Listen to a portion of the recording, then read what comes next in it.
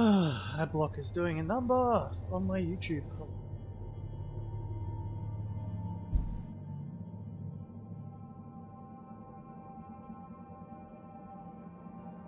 Yeah, the saddest part is they probably got like, you know, AI and shit and a team of 100 people.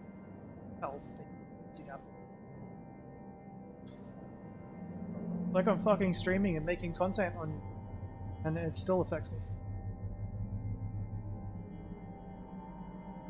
Anyway,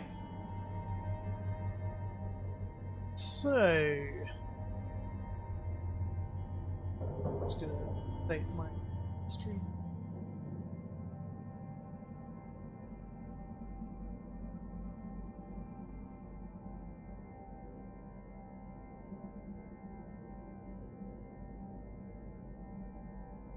That's weird. It is playing up a bit. Okay, so we're up to level 14, which is great. We're slowly getting there, guys. Had a productive day at work, enjoyed myself pretty well. It's easy to get annoyed at like little things, like when you're so used to doing things, differently. So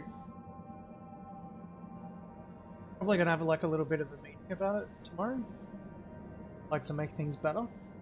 And there's a bit of an expression that goes back to like the Roman gladiator, you know, legionnaire days, which is taking the salt. Because a lot of people used to get paid in salt.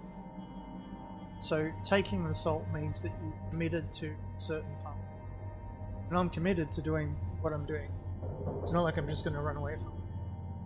Things need to change. What they've got is functional. Scaling it up is going to be difficult. To do it right, they're going to have to start using proper process, essentially. I mean, I've worked for over half a dozen warehouses, so I know what standard industry practice is. Now, changing that over to be more related to retail is a little bit trickier because you're kind of expected to know more about the products that you're with, but when you stop the amount of products that we have, there's more. We have to deal with more products than even our suppliers have to deal with. I mean, like, because we've got more suppliers. It's kind of crazy. Anyway, so we're making baby steps on getting all that organized and making sure that that works. And it all comes down to just getting the process right and making sure that the process is followed. I have a couple of very good ideas on how to do that. Mostly relating around, because I can't get too deep into the system that is used because it's kind of counterproductive to sit there and talk through the whole system. I could draw out on a whiteboard like logic process flowchart of how things happen or should happen, and individual decisions that need to be made at each point. And at the moment, it's kind of like the kind of like how they produce anime in a way that if there's ever a problem, you've got to go back to the start, go through the whole process again. And basically what I'm trying to do is eliminate that go back to the start all over again, because there's a lot of double handling happening, and it can be more efficient. So basically what I'm doing is I'm going to show them industry best practice for how it should be done, and then adapt that to their current systems, which is cool because that's what I'm good at. I did IT and software engineering at university. I studied information systems. I know how information systems work, and when it comes down to it, online sort of like stuff and orders and warehousing and everything, it's all an information system with critical breakpoints and decision nodes. So there's a go no go, and the go no go is when it's boxed and it's got a fucking label on it and it's manifested and it's going out the door. If at any point before then there's a no go, it has to be done all over again. So part of the decision tree is making sure it gets to that stage where it's ready to go out the door without redoing it, without reworking it. And the key to doing that is to eliminate a couple of processes that are extraneous to the task. Add a couple of very, very easy processes that will increase accuracy, so that any idiot can do it. And basically that just comes down to everything has to be done exactly the same way every fucking time. You can't skip steps, you can't change the fact that it needs to be done exactly at the same way every time. So the way it works is that essentially, let's go through like a typical flow through. Operating, say, multiple stores or whatever, they get amalgamated, the order is placed, parts are required to complete the order. The order is fulfilled nominally all at once. If it's not, then there needs to be a way to track how that works, and that what the system that they've got to do that works if it's done right. But what isn't being done right is the paperwork side. So the event trigger for the process in this is paperwork driven. That starts the process. If something is partially fulfilled, then it needs to be reworked at a later point when the correct parts come in. There needs to be a process specifically in place for dealing with that when it occurs, and also for tracking status. So say you've got an order for 4 items. You do like you do fulfillment of 2 items. You can't just like scribble down or tick off a number, because it's incredibly ambiguous if you're not like taking a clean fresh photocopy or a clean fresh copy of the order every single time, which is not how it works with their system. So that in their system, it's paperwork follows it from start to finish, even when it's partially fulfilled. So it's as simple as rather than circling or ticking it, you need to code it. So the way you code it is you alternate. So say on the top of a packing slip or something like that, use one color highlighter and just put a dot on the top. And then the next time you do it, you put a different color, another dot next to it on the right hand side.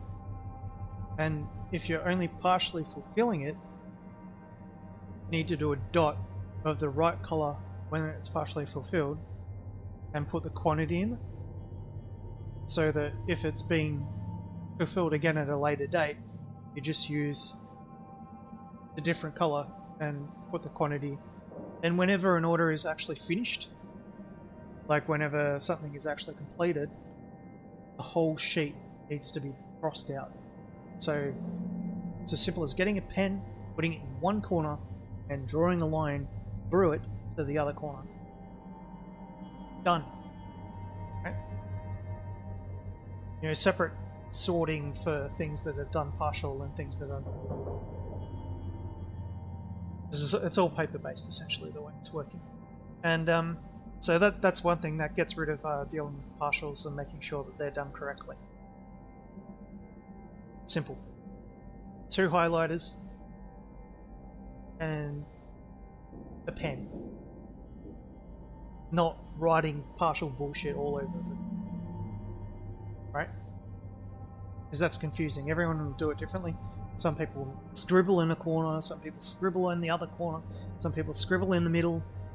Just fucking put a fucking goddamn dot next to the quantity. Write what the quantity is.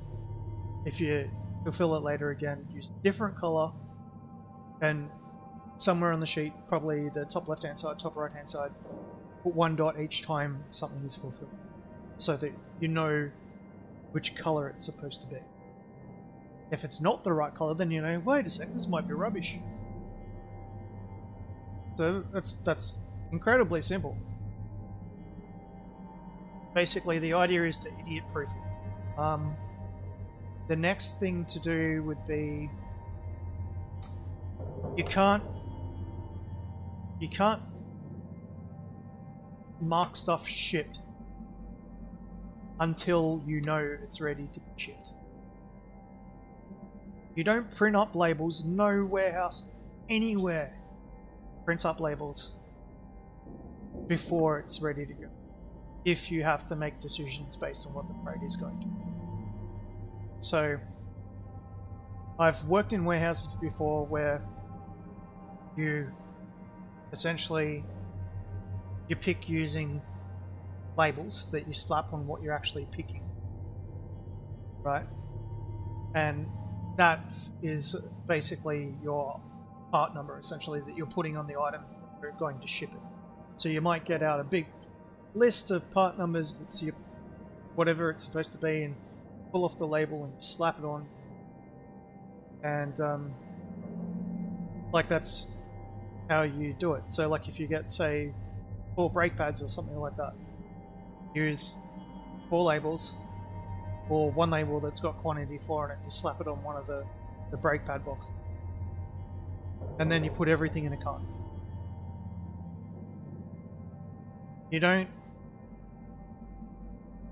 put in the dimensions of an imaginary box and say, okay, it might cost this much to get it shipped there. You should ideally already know whether or not you're going to ship it, depending on where it's going. So if it's going to, say, Western Australia, if it's going to Northern Territory, if it's going to South Australia or Tasmania or New Zealand or Hong Kong or wherever, there's a very high likelihood it's not going to be normal. So if it's going to, say, like Queensland, New South Wales or Victoria, bang, done, you know it's going to be fine in terms of freight charges. Anything that's got the potential to be a weird freight charge should be put aside, done first, so that you don't need to worry about it at the end of the day, and then you just do all the easy ones. Like if you look at a pick slip and it says it's got something that's, you know, is good, like you're looking at it and you've picked it, like you're going to pick it, and you're like, oh, okay, this is a big, like 1.5 meter long box, it's not going to go by a normal freight.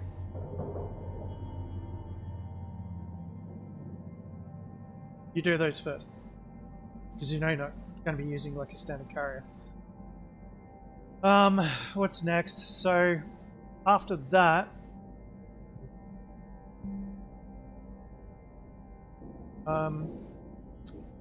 there's double handling involved in trying to do it, trying to find out what the freight is first, or you actually know how it's going to be packed.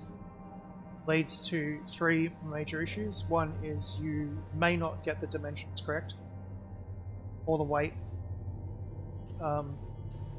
You generally don't know what you're sending or how you're going to send it. Like you might have a bit of an idea, this will go in a bag, that will go in a box, that will be fine, that will be fine. But you should be able to figure out if it's not going to work prior to that stage. You shouldn't have the shipping label printed out before it's checked. Because if there's something wrong with it and it needs to go back to stock or to like a held order sort of queue, that's double handling. You went through all the effort of doing all the paperwork, now you've got to reverse the shipping docket. You need to follow up with everyone. You need to get people to double check it again, and it's a time waster. So when you want your packing staff to be constantly packing, you don't want them to fucking be sitting there figuring out what to do. Hey Sandra, how you going? So I'm just going through my head like what I'm going to do at my meeting tomorrow at work before I get into the game. Because once I get that out of my head, like I've got that stored, then I can focus on just playing the game. So, oh yeah, I know what you mean. Yeah, I'll add that stuff again soon.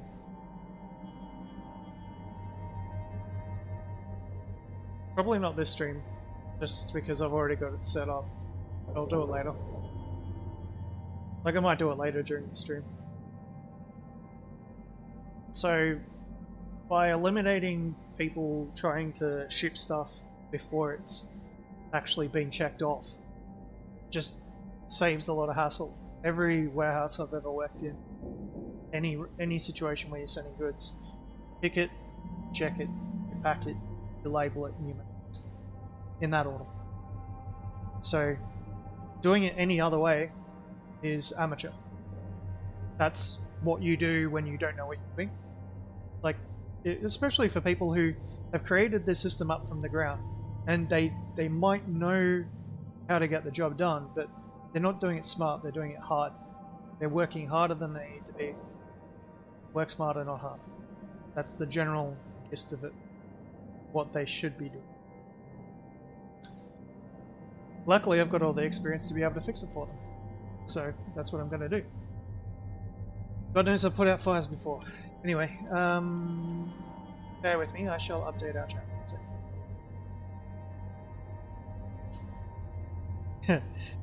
I shall leave you with my beautiful be right back screen.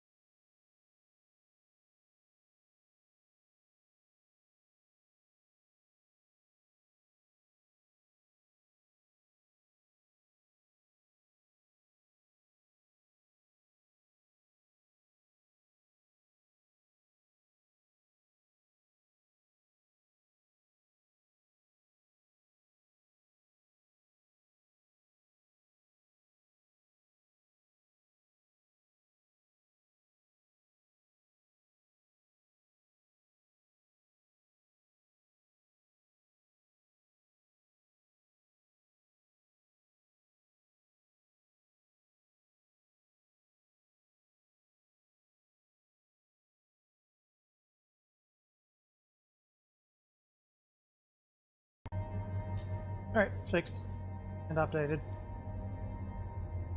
Yeah, so basically, if everyone else who's doing it is doing it in a certain way, then there's usually a reason for it, and there's nothing against the people who've been trying to do it their own way that they've come up with in-house, because it is what it is. But there's a reason why everyone else does it differently. It's because it makes it so that it can be done by a fucking idiot. You don't need to think. So that's the right way to do it. Like, basically, you should be trusting someone if they're sitting there on a computer and they're deciding how much stuff is going to cost. Then, you know, essentially they should be able to decide for themselves whether or not it will go.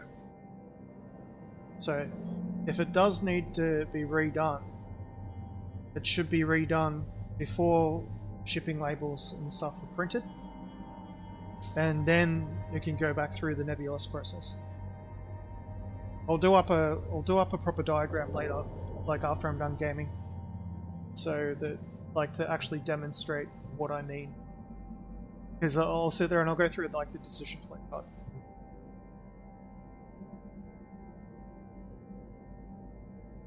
And it's like, again, I'll just reiterate, it's got nothing against the system that they're currently using or how they currently do it. It's just that it cannot be done in a free-for-all ad hoc fashion, especially when you're talking hundreds of orders a day, or hundreds of orders potentially a day. If it's only going to be 50, it still makes it difficult if you do it the wrong way. It makes it frustrating because you know exactly how much you can do as one person.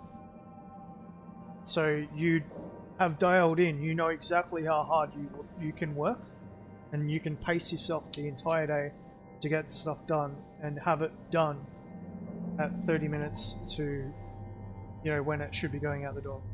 Have everything, all the paperwork done, everything manifested. And like, that's part of what being a dispatch coordinator is about. That's what the role is. It's making sure shit goes out the door. Because if stuff doesn't go out the door, you're not making money.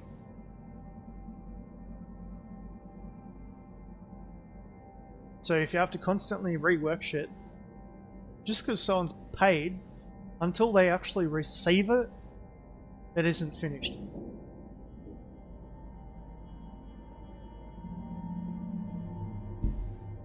And that's the key bottleneck. So the bottleneck is not supposed to be it going out the door. The bottleneck should be things arriving to send, if they are delayed, because you've been waiting for something to come in that's been ordered. That's the primary bottleneck for fulfilling an order, not it going out the door. It going out the door should be easy, and I'm going to make it easy. That's my job. That's why I get paid the big bucks.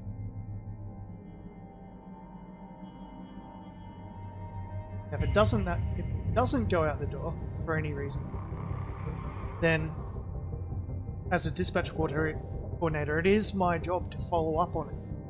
But I need the paperwork. I need accurate paperwork. I need to know who to go to get it sorted. And not just okay, yep, I'll get that fixed, and then 3 days later it's getting done. No, it's me getting together a bunch of orders that won't go, giving them to one person, say, can you please get this sorted, so I can know whether or not these are going today. Easy. You should know that immediately. Like before you book shipping, you know, well, there might be a problem here. I'll put that aside. Sort that separate to what you can send out the door. If it's not something that's going out the door, it shouldn't be on your fucking table. Straight up.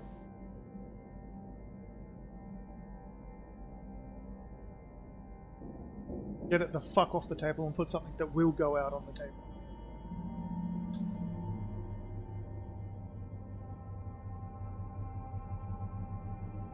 And you can't just have shit randomly move around. That's what the dispatch coordinator's job is to know everything.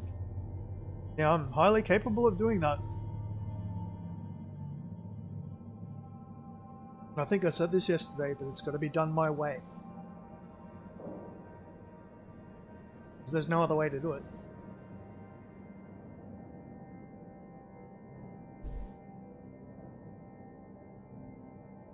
Okay, I'll get that out of my system. Time for games. Hello, Shipbreaker. This is your morning wake-up call.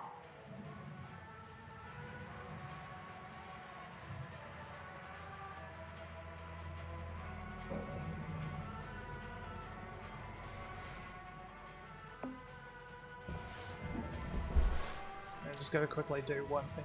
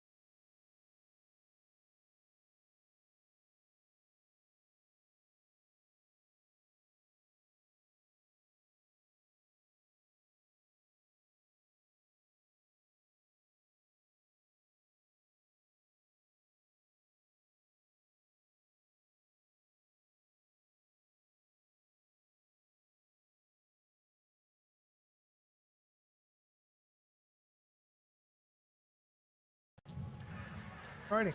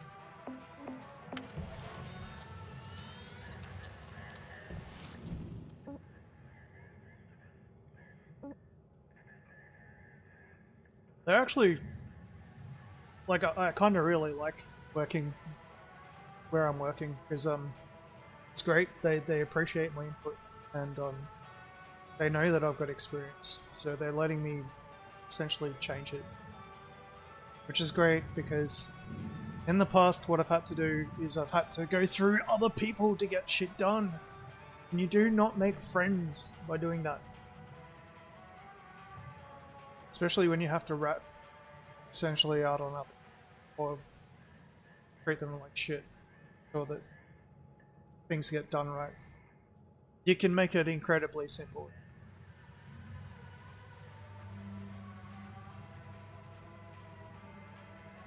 Trying to do it any other way is just, it doesn't make sense. And I know this because between me and another pickpacker and another person handling dispatch, 3 of us used to be able to get out like 200, 300 lines before morning tea. So 2 of us picking, then checking each other's work, someone sitting down on the computer and punching it all. Okay? And one specific place, which is probably the most reliable analog to what I'm doing now. It's almost exactly the same. I didn't just do picking, packing, checking shit. I also did all the paperwork as well. And that's because I was quick at it. And I can only be quick at it, like, if it's done right. And doing it right is half the battle. If it's done the right way, it becomes so much easier and smoother. And yeah, I'm just glad I've got the opportunity to do it, because it's going to make it easier for everyone, I think. A couple of egos might get a little bit bruised. I don't necessarily want to bruise egos, I just want to teach people to do it right. And, you know, at the same time learn, because everything is a learning process. It's not just me teaching other people, it's me being taught. So I'm learning things as well.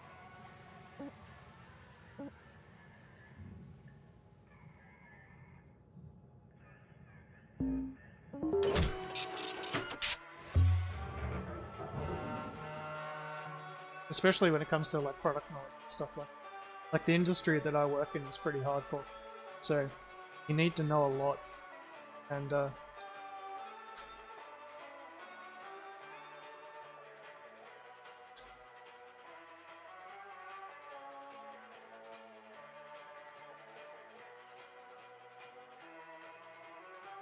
just making sure it's done right the first time, so it doesn't need to be done again.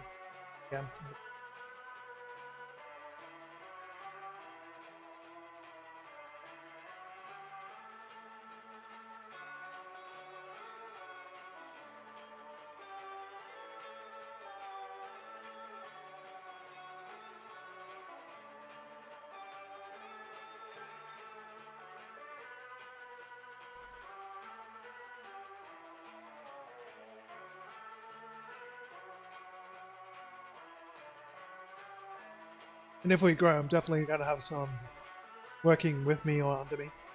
Preferably with me. But to reach that level of efficiency where that happens, you know, things need to change a little bit so that it works better. It's all about Kaizen, it's iterative improvement on process. Identifying what is wrong with the process and then fixing it.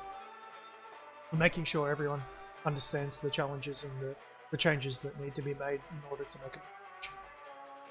There's a point where you can't exceed efficiency where it does not get more efficient without breaking people's backs, people getting injuries, people being tired, people being overworked, people rushing things at the end of the day.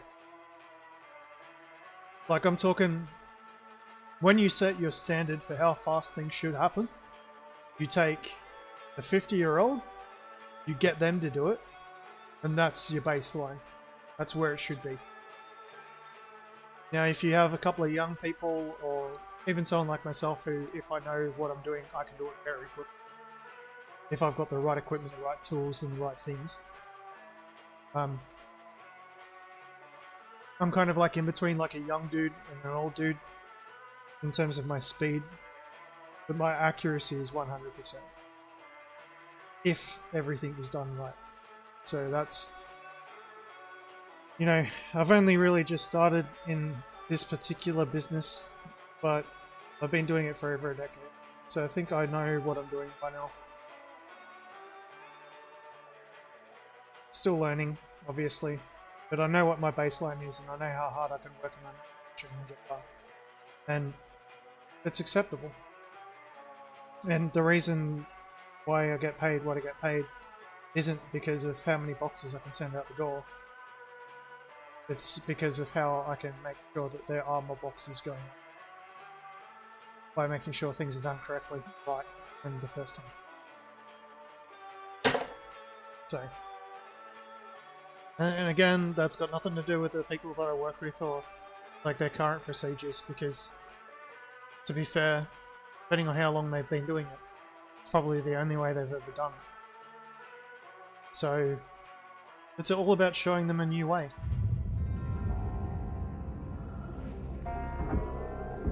So yesterday I came off sounding a little bit like hell, but there are reasons for that.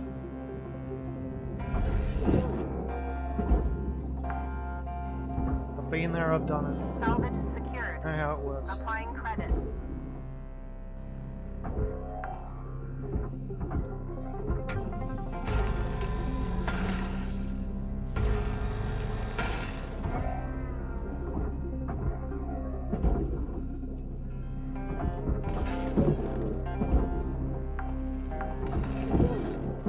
Salvage deposit confirmed. Applying credit.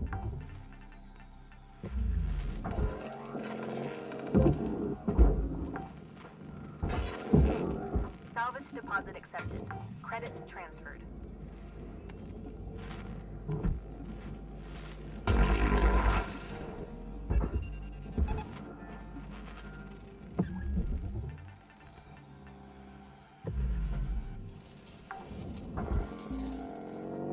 Salvage accepted. Credit applied.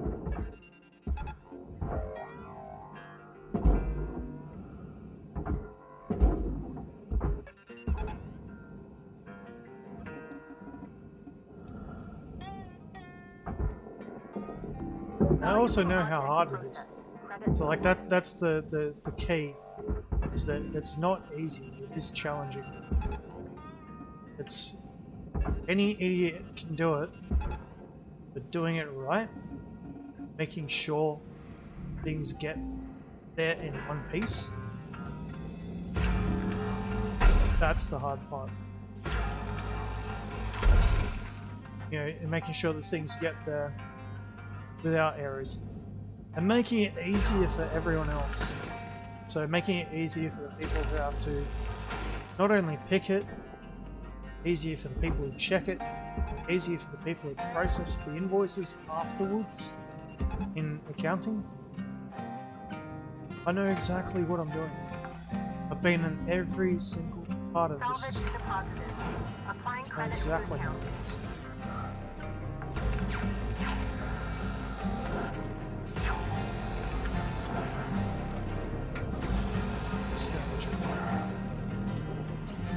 I did this a bit slow. Alright.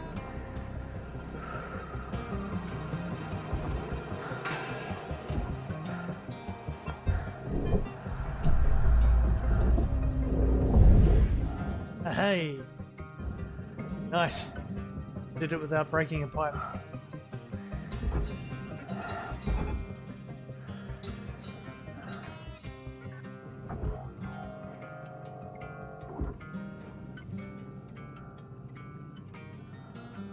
Just gonna quickly check something. I'll be right back.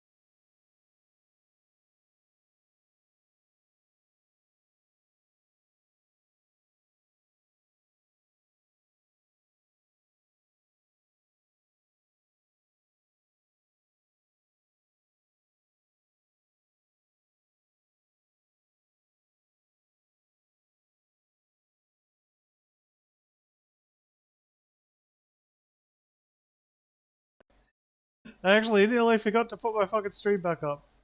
Anyway. Credits awarded. See? Improvement.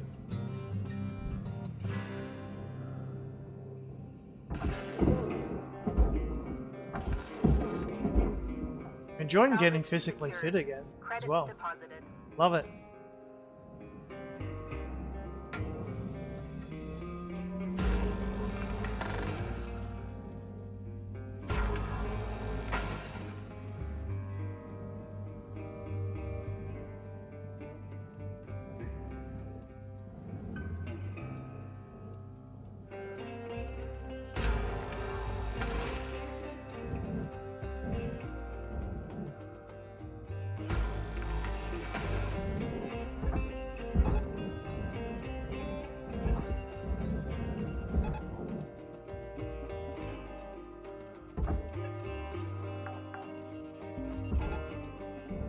Deposit registered. Account credited.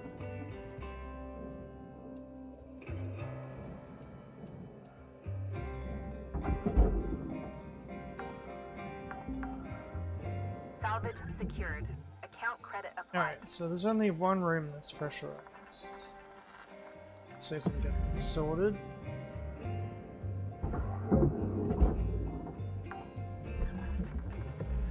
Salvage secured. Credits deposited.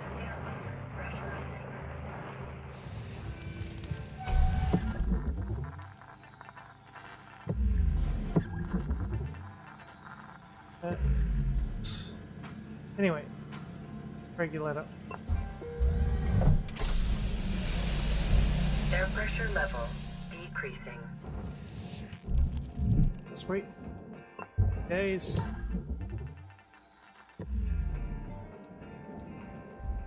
Okay, this could be interesting.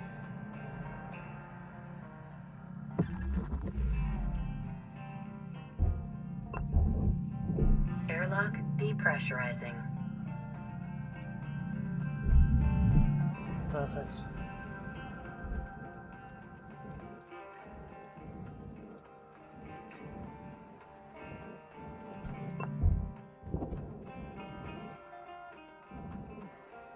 Good.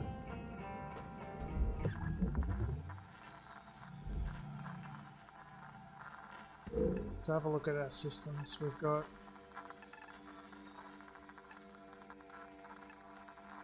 tank. Still got a fuel tank. We're ready to do it now.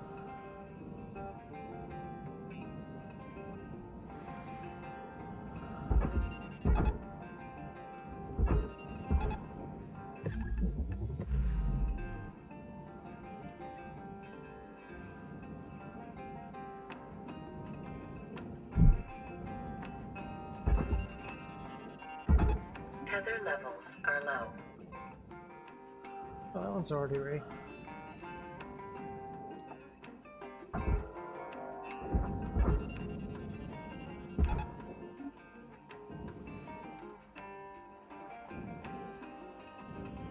Actually, no.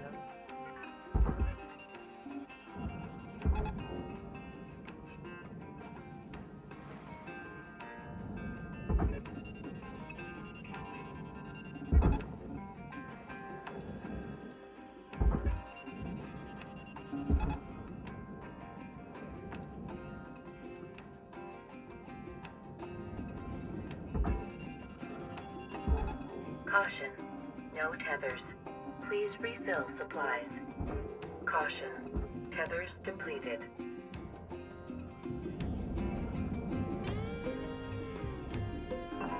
Welcome to Vindatron 9000. Thank you for your purchase. Thank you for your Tethers restored.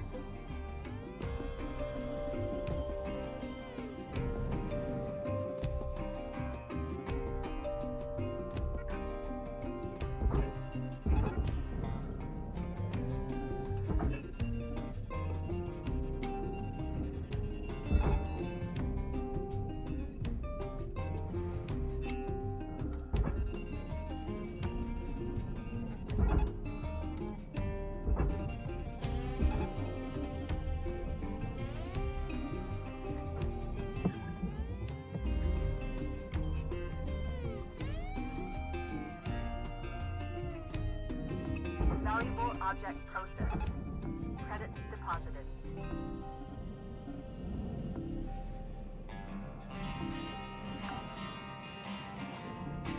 Salvage accepted.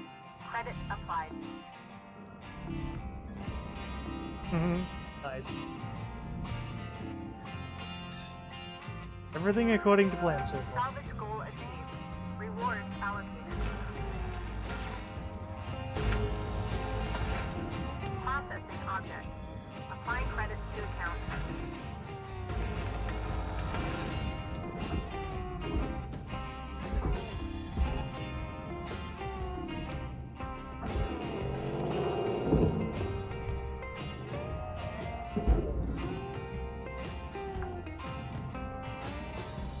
Salvage secured.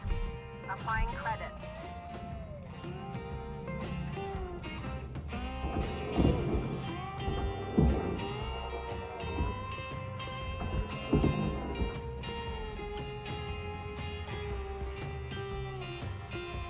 Cutter, if you're fixing to dot the I's and cross the T's, you got about 5 minutes to do it. Weaver out.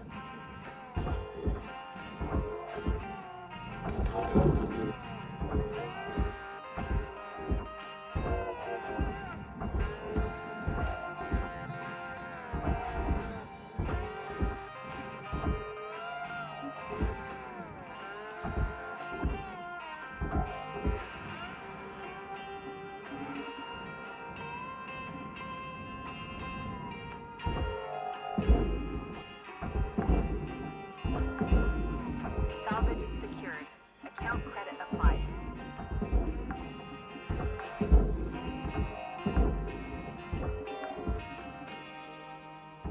Salvage registered. Transferring credits.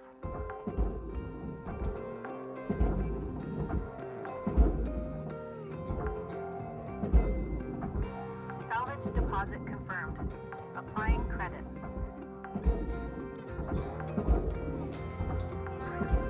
Salvage goal obtained. Additional rewards assigned.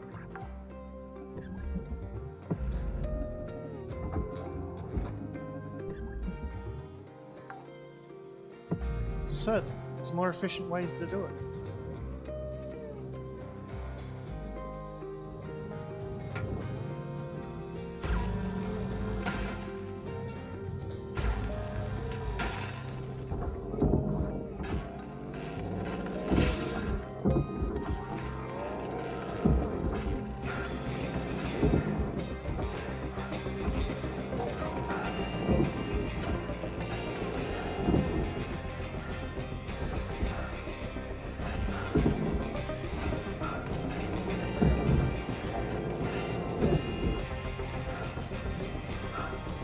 Yeah. Yeah, that's one way to do it, yeah.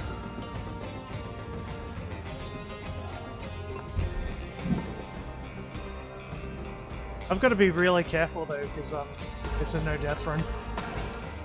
So I'm trying extra careful not to die.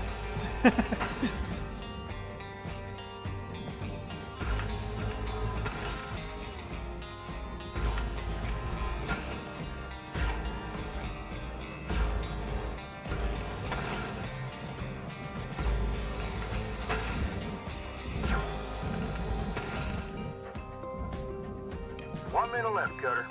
I'd say get a move on, but you know that already.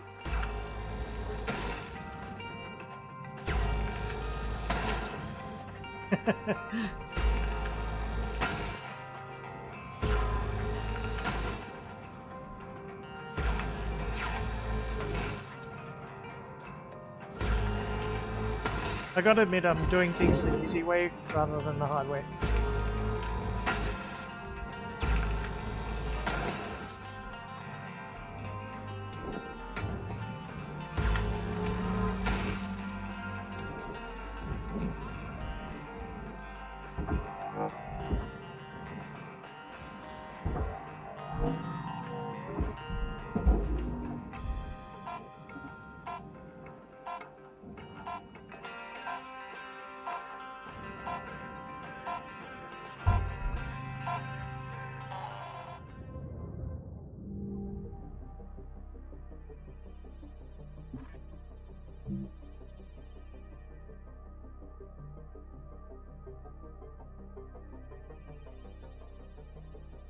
Main reason why I like doing like the push everything outside sort of thing is because it just takes up so much time to do that one little bit.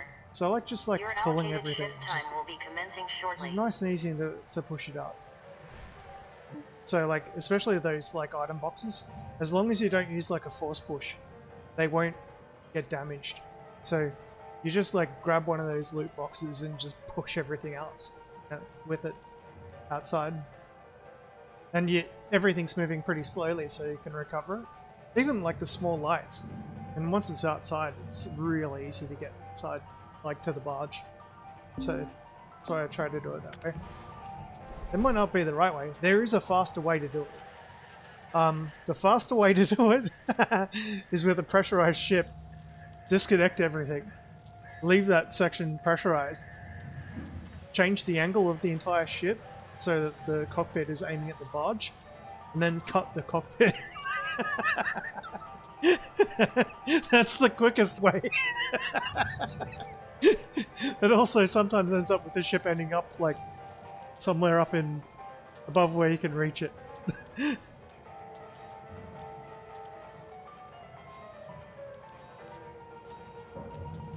You gotta be very careful not to be in front of it if you do that. Because everything flies out. But you gotta make sure it's in that like in that center part first. Oh yeah. Yeah, that's awesome. The funniest thing I've ever seen was like the funniest way it's ever happened was like, say like down here where you've got the ship, like say like down there facing that way, and you've got the furnace up in the back corner. I once popped the cockpit and the entire ship flew from the depressurization into the furnace. I was like, okay. It full on curved. It was like baseball when someone throws a curveball. The ship fucking curved and flew into the furnace. I was like, okay. And I'm just sitting there like, how am I not dead? It took the reactor and everything with it.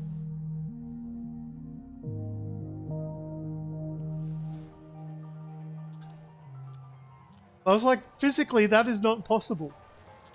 How the fuck?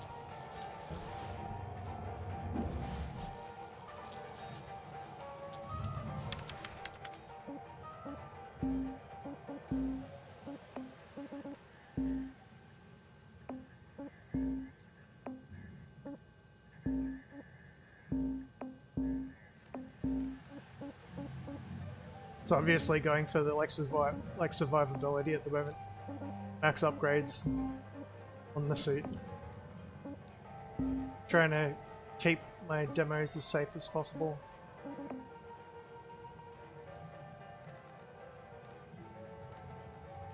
Yep, I've done that. I've done that. I full on like face planted, my face visor started leaking air, and I bled out trying to get in through the door. It was embarrassing too, because if I controlled myself properly and not panicked, I probably could have got in through the door before I browned out.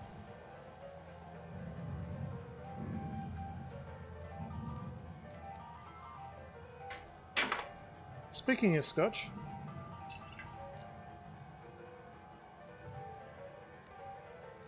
also doing this while I'm slightly intoxicated. It's probably against regulations somehow. Today is brought to you by Johnny Walker Red Label and Portello. Sugar-free Portello, which I've never tried with scotch before. It should be interesting. Portello. I haven't had Portello in years.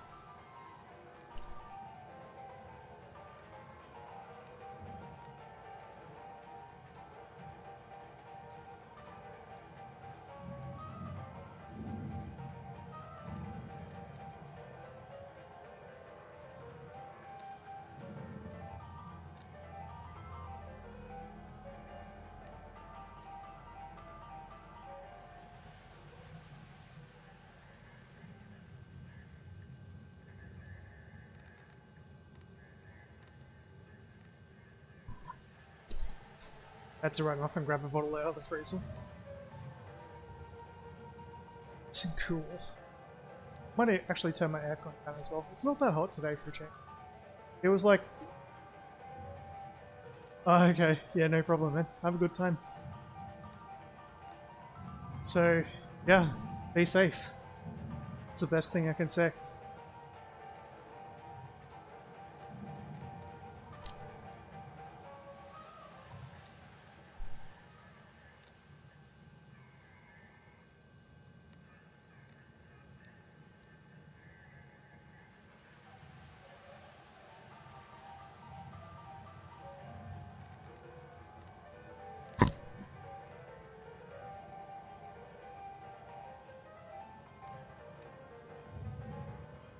Gonna start bringing some Planescape terminology into this book.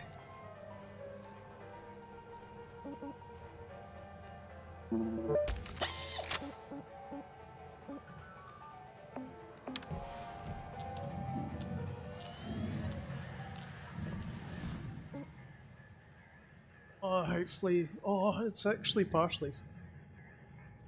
expected. Oh shit. Yeah, if that's frozen that quickly, I better get the rest of it up.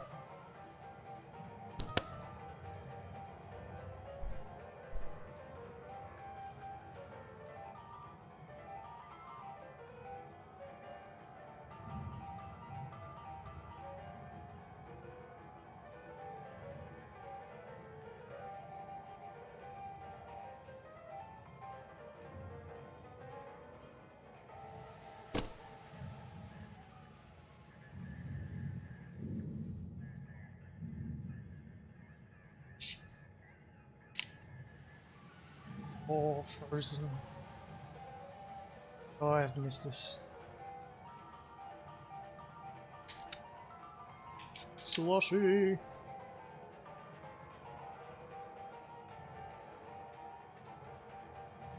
See if I can... Oh yeah, obviously I gotta finish this shit fast. But I reckon I could harvest one of these before the 15 minutes is up.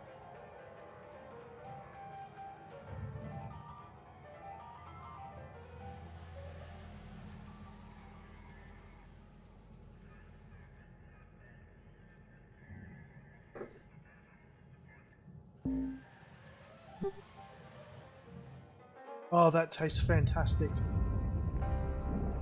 Oh, man. All right, listen to this from Exeter Paulson's memoir.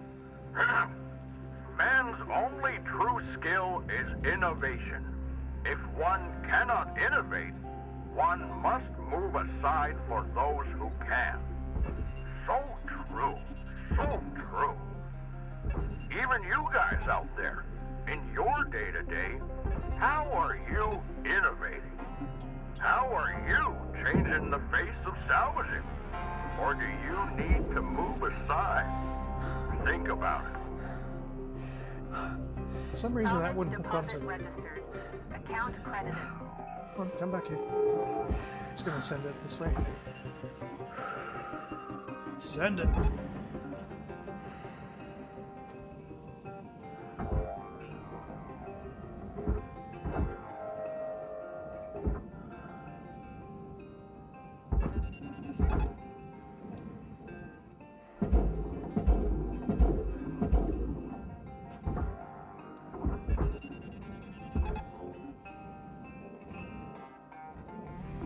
Processing valuable deposit.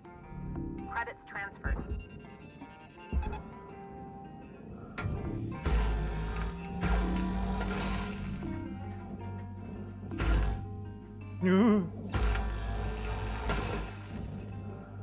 That was the wrong thing.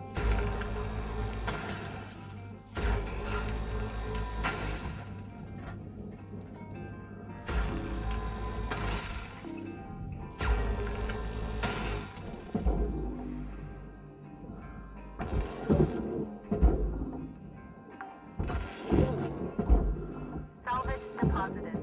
Applying credit to account.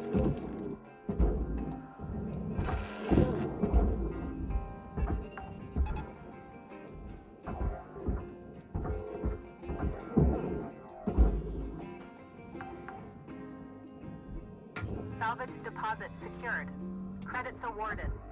Like it's disconnected to me, but I could...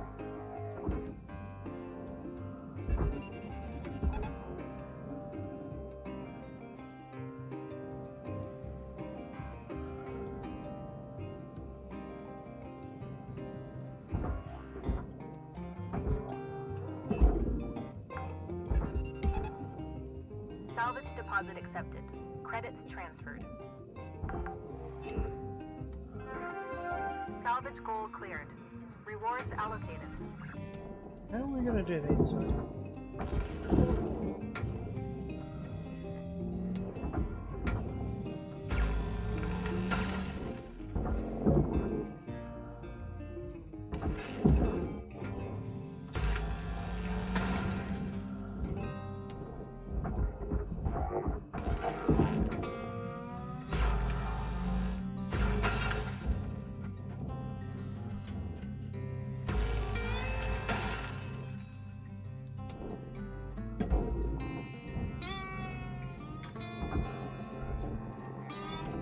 Object processed. Transferring credits.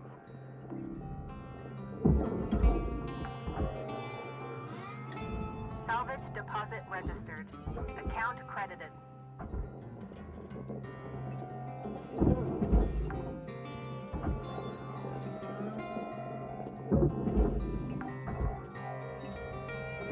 Salvage deposited. Applying credit to account.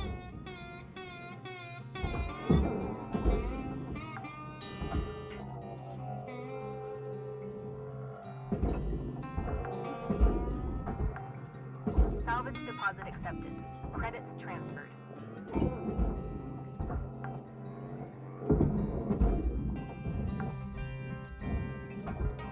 Salvage secured. Account credit applied. Nice find, Rook. Can't wait to see you get that old beauty up and running.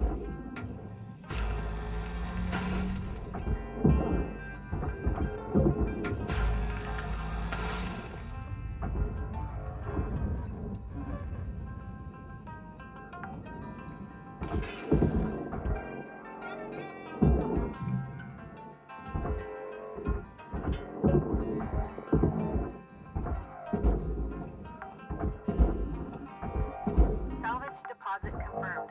Applying credit.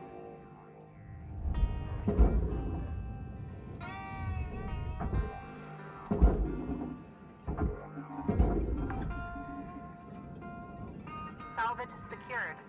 Applying credit.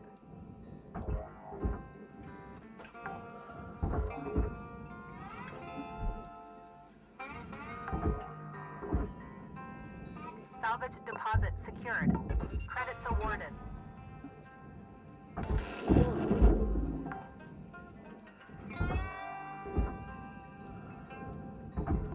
Valuable objects processed. Credits awarded. Salvage registered. Transferring credits.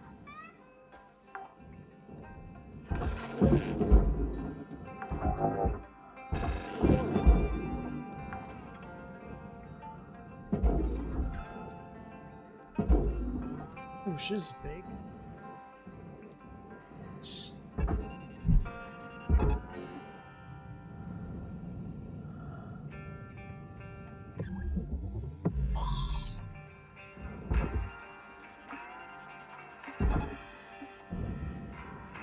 Slap it.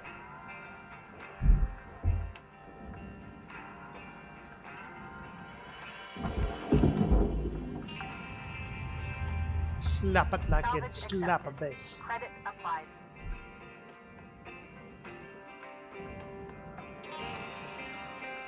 Checkmate, Simpson.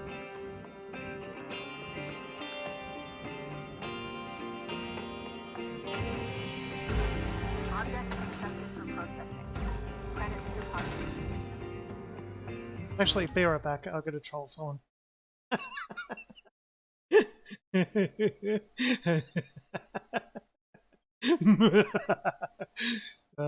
in a sec.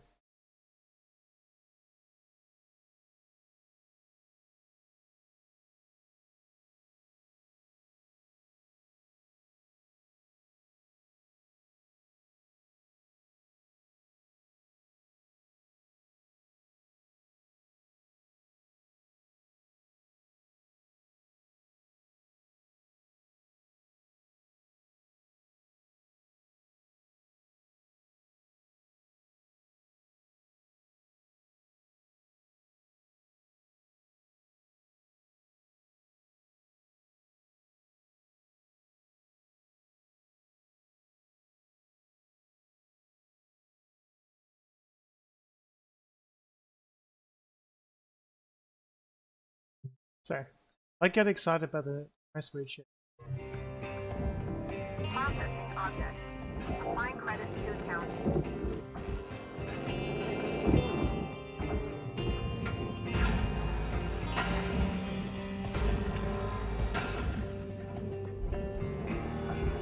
Meanwhile, all my friends are like, yep, also started laughing maniacally. That's like basically my natural form.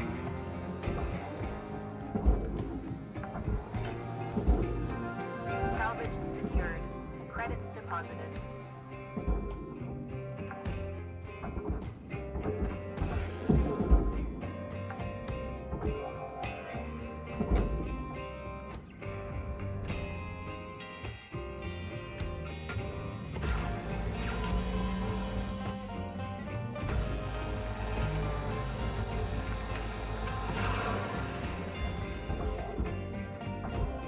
Salvage destroyed.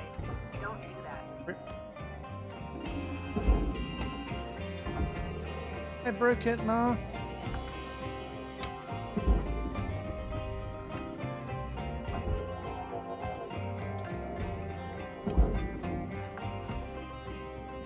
Look at that, it's Salvage getting light secured. now. Applying credits.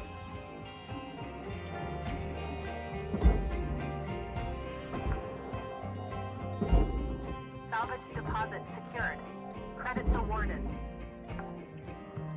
Fuck yeah! Final salvage goal. All rewards allocated.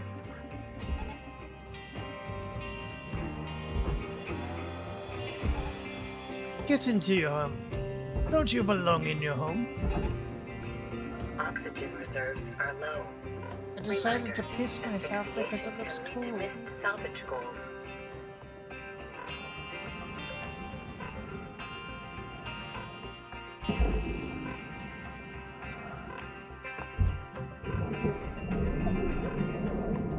I should probably get out of here.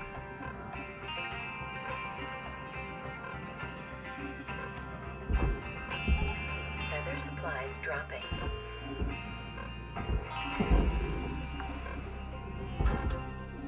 Salvage secured. Account credit applied. Warning. Oxygen supplies are critical. Processing valuable object. Credits awarded. Metatron 9000, thank you for your purchase. Oxygen levels stabilizing.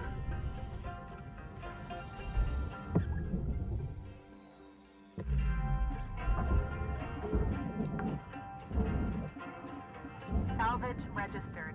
Transferring credits.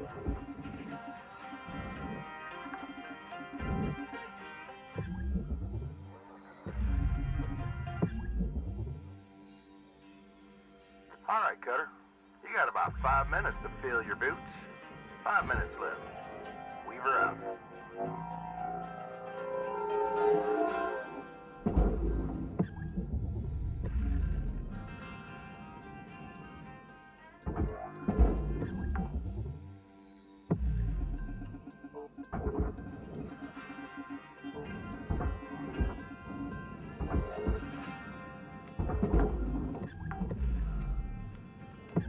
Salvage Yay. deposit registered. Account credited. Go!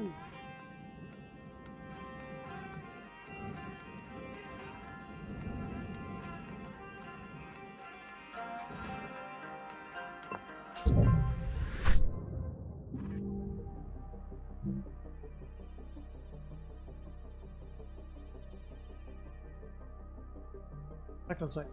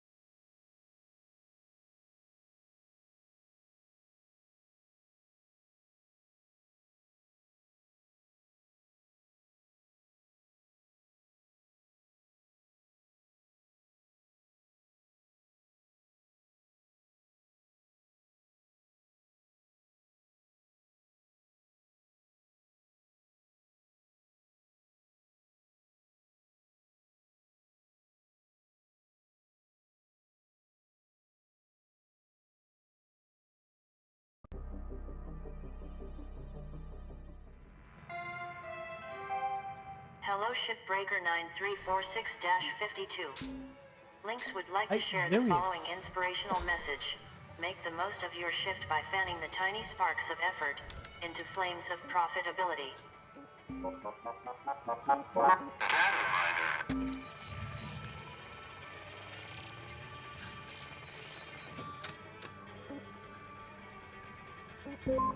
Hey, I wanted to thank you for the other day.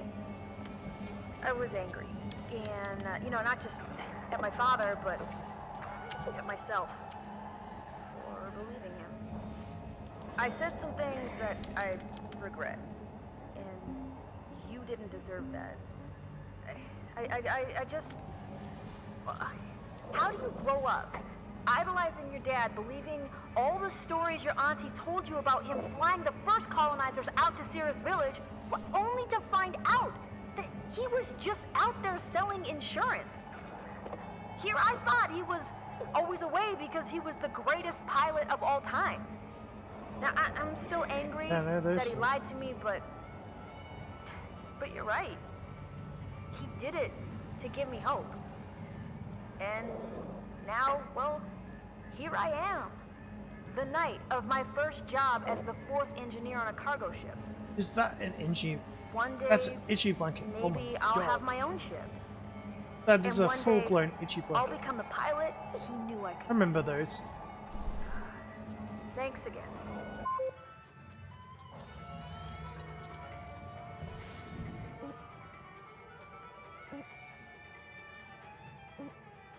Ooh.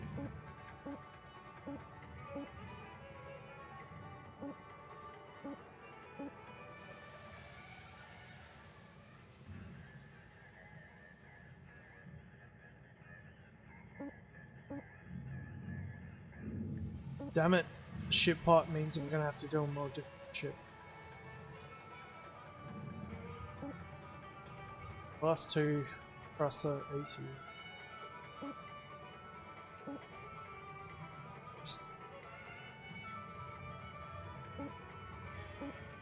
Yeah, fuck it, I'm doing the map.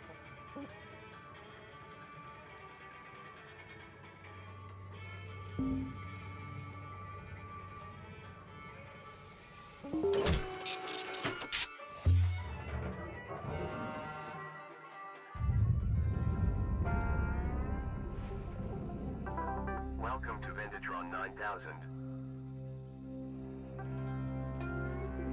Should have probably Others restored. taken a better notice of what was actually in the ship. I bet it's pressurized. No, it's not. Oh, that's what I want to see.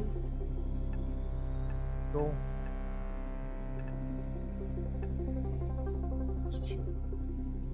Reactor, class 1. Thrust, class 1. Is you in this paper?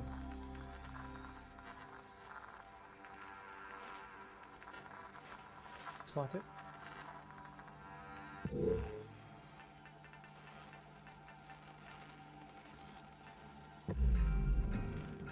Alright.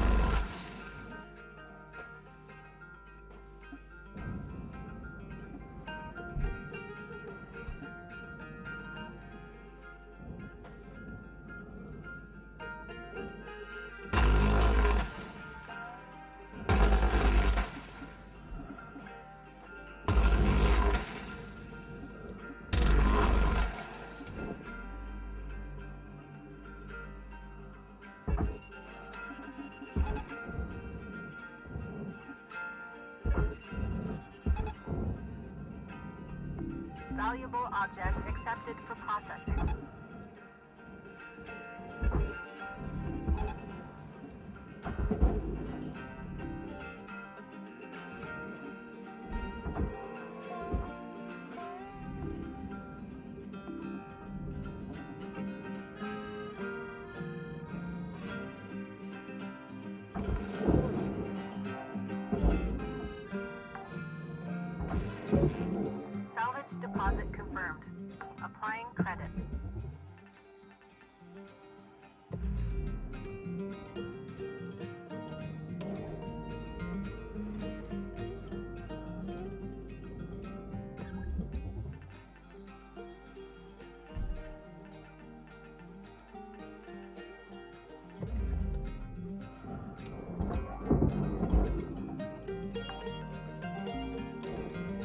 Salvage deposit accepted. Credits transferred.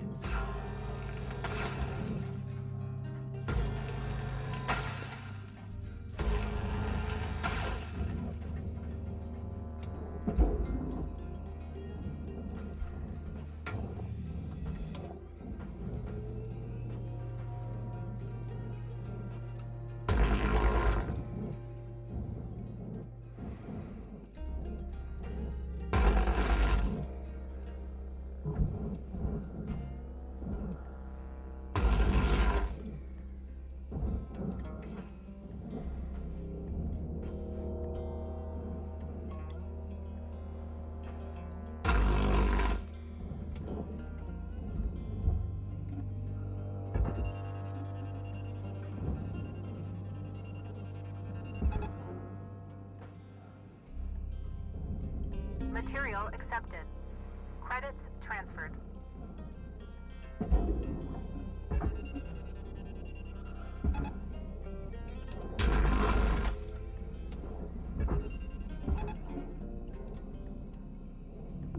Processor deposit accepted.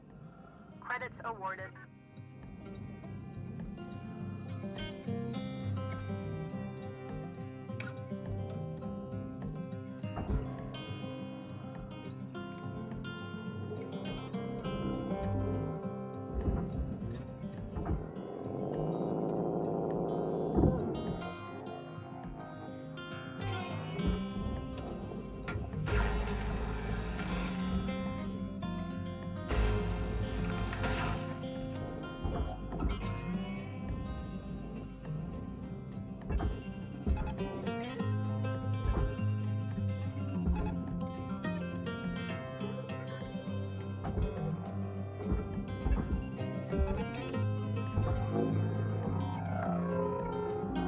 Oh, damn. Salvage accepted.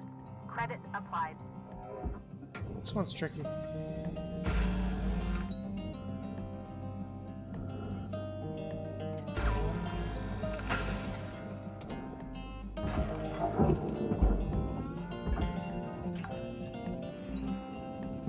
Salvage deposited.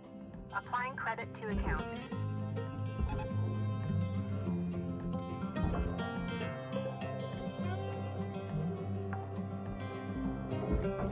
Salvage secured. Credits deposited. Processing valuable deposit. Credits transferred. Salvage deposited. Applying credit to account.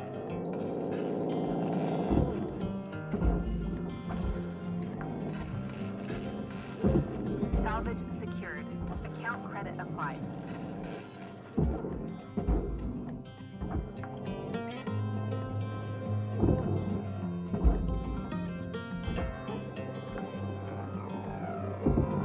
Salvage registered. Transferring credits.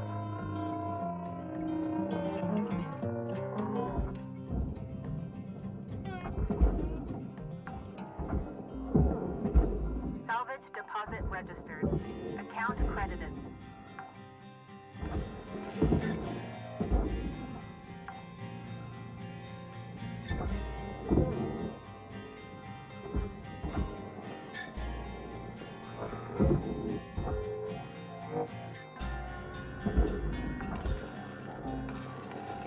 Salvage deposit secured. Credits awarded.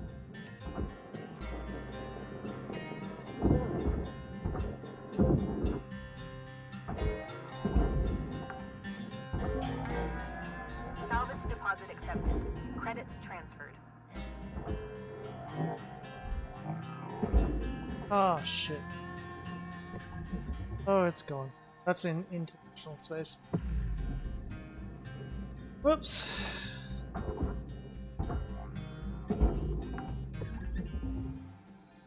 Salvage deposit confirmed. Applying credit.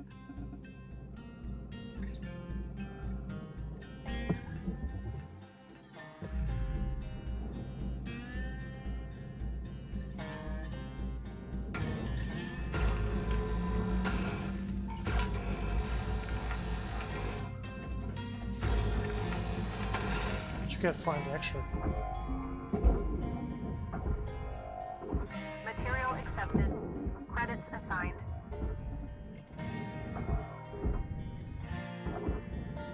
Oh. Think twice.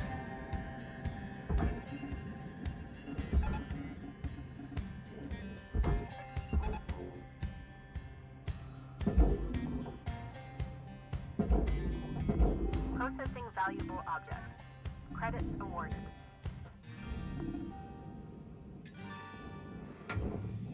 Okay, tricky.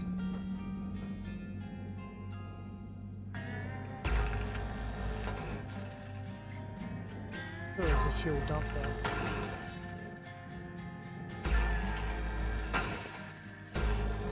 Warning. Oxygen reserves are low.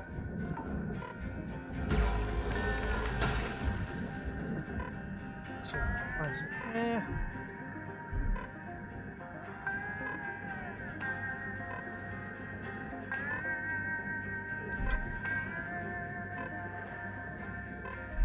Rip.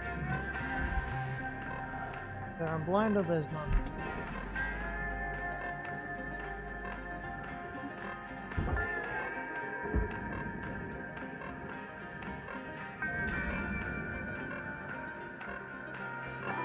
Welcome to Vendatron 9000. Oxygen levels stabilizing.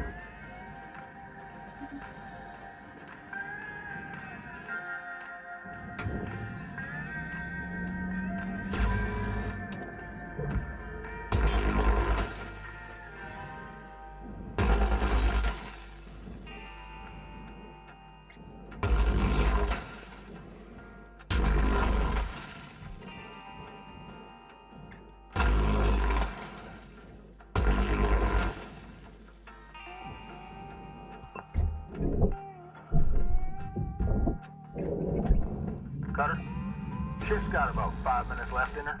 Let's make them count. Leave her out.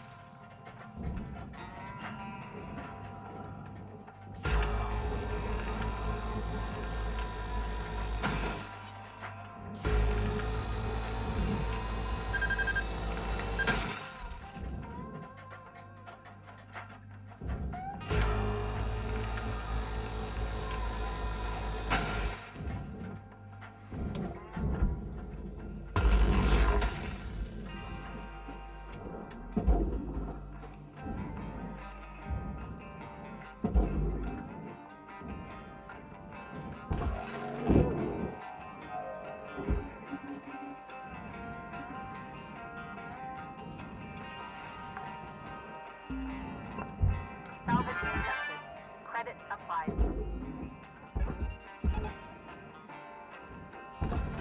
Valuable object processed. Credits deposited.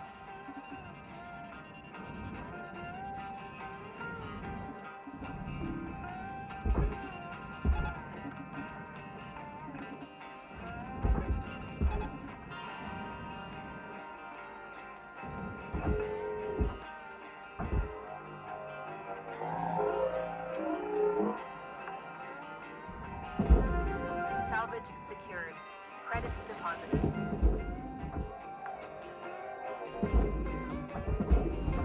Valuable object processed. Credits awarded.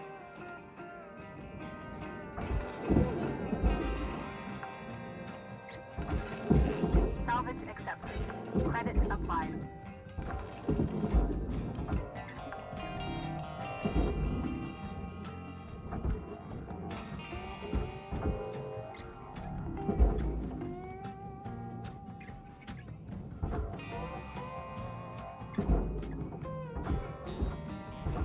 Processing object. Applying credit to account.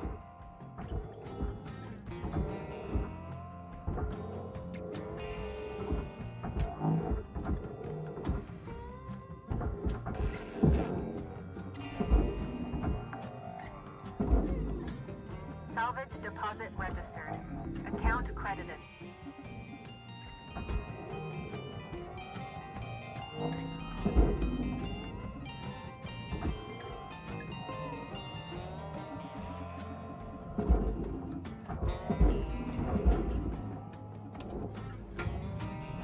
Deposit accepted for processing.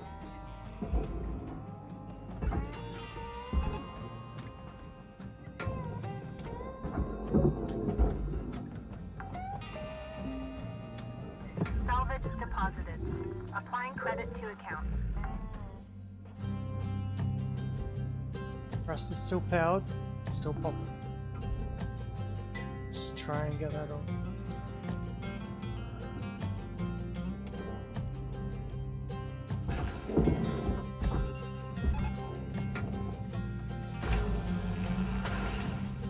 Salvage secure. This is your 1 minute warning, Cutter. Don't be a hero, alright?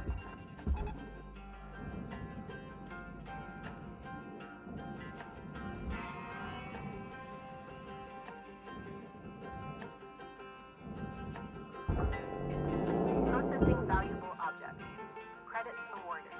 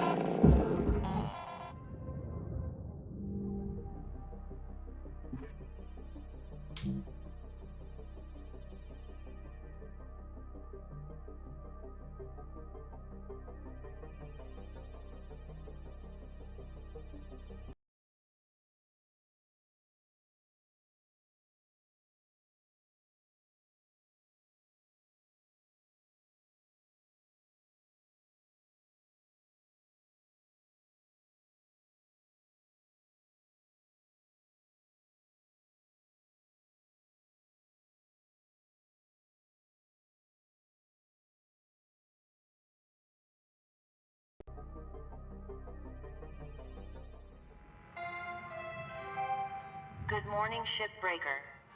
Your theta wave levels are high. Please administer 2 caffeine pods before starting your shift.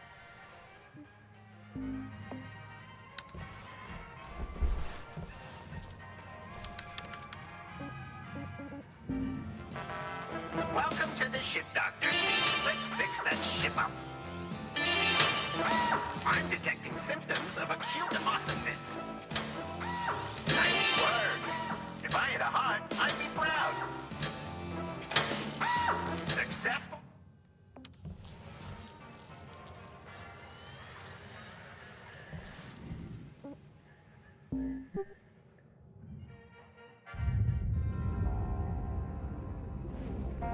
Pretty sure I saw fuel in there.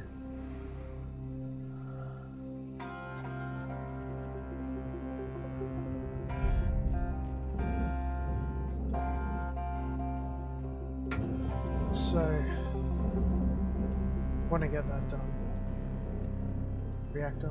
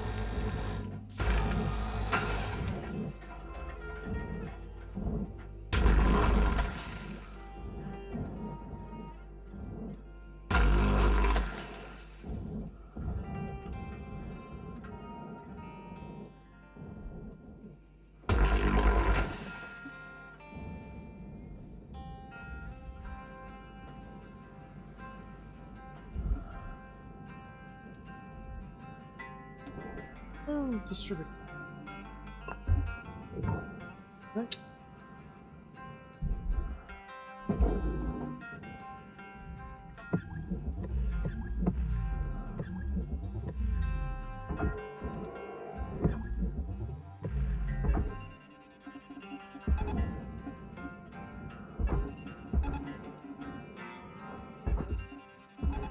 Tether supplies running low. Processor deposit accepted. Credits awarded. Salvage goal reached. Rewards assigned.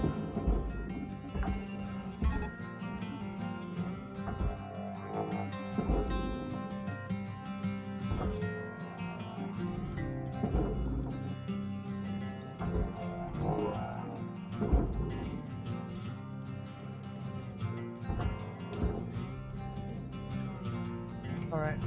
Processing valuable deposit. Credits transferred.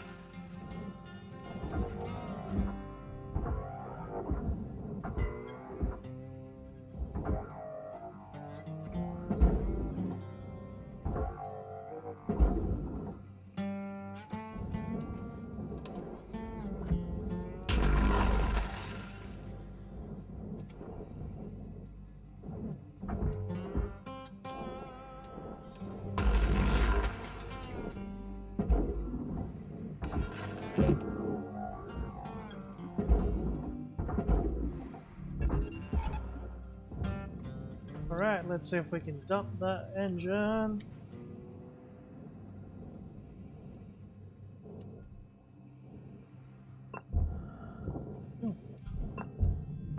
Valuable object accepted for processing.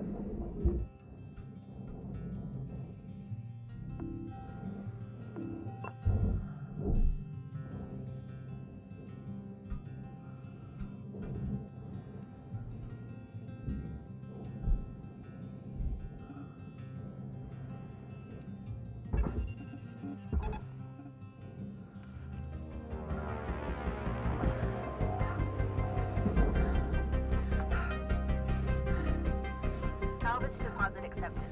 Credits transferred.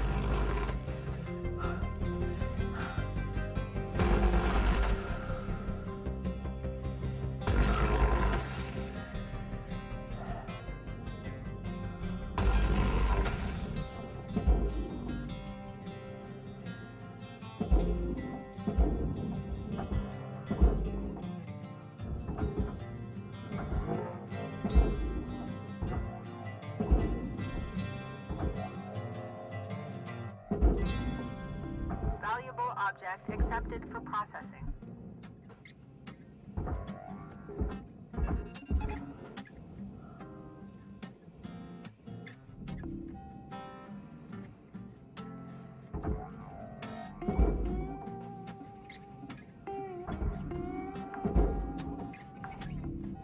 Salvage deposit secured. Credits awarded. Salvage goal met. Rewards will be paid.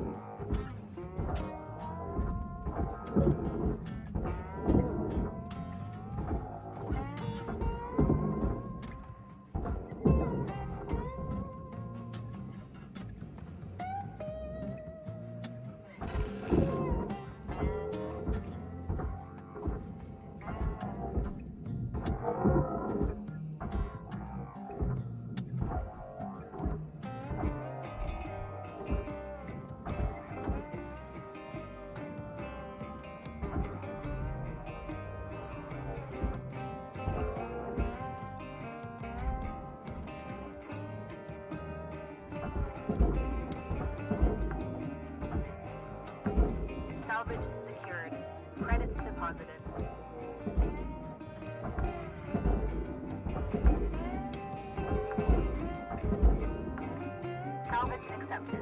Credit applied.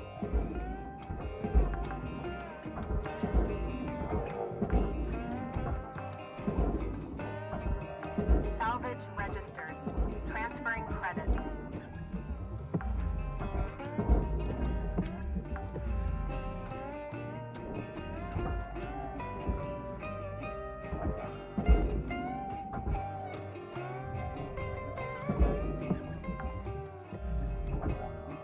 Salvage deposited. Applying credit to account.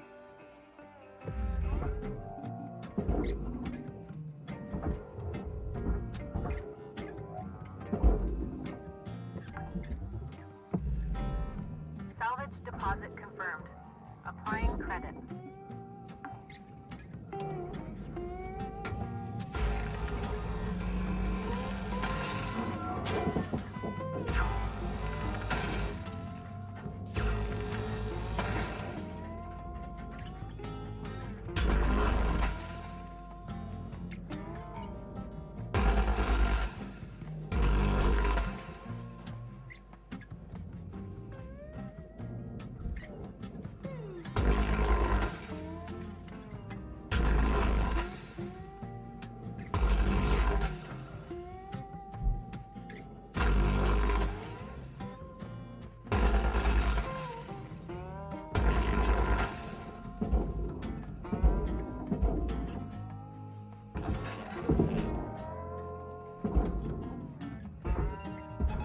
Caution.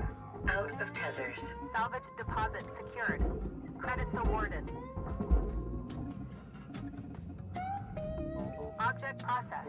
Transferring credits. Warning. Oxygen reserves are dropping.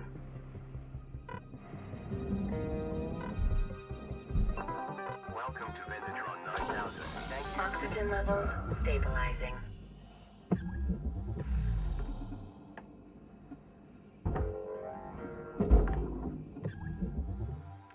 Salvage deposit accepted. Credits transferred.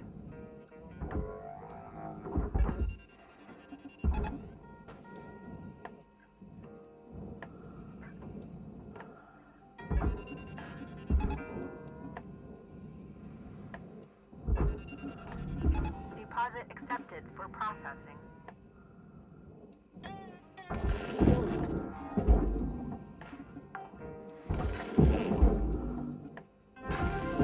Salvage goal achieved. Rewards allocated.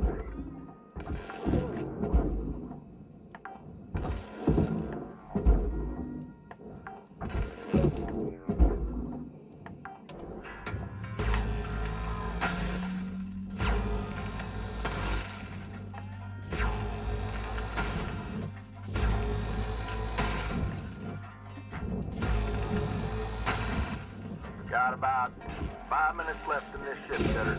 Don't bite on board some fuel. Keep her out.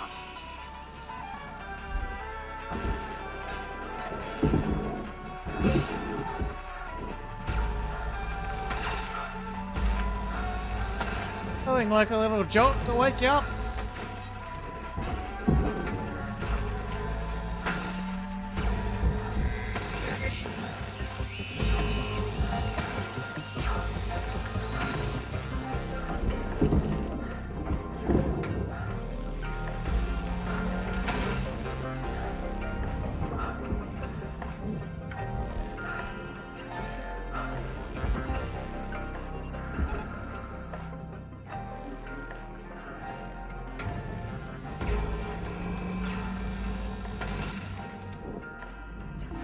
Object accepted for processing. Credits deposited.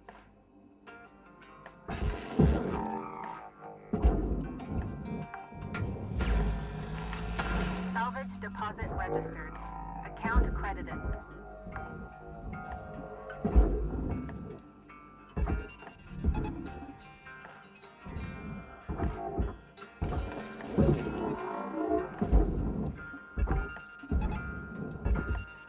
Salvage secured.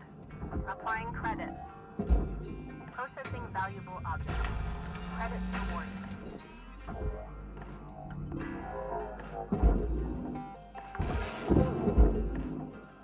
Salvage secured. Account credit applied.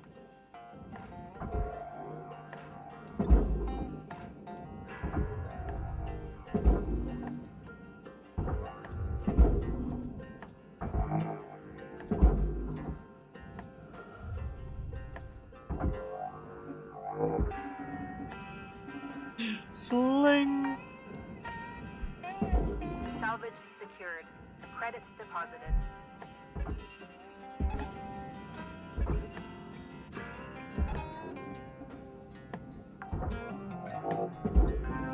Salvage deposit accepted. Credits transferred. Processor deposit accepted. Credits awarded. Days.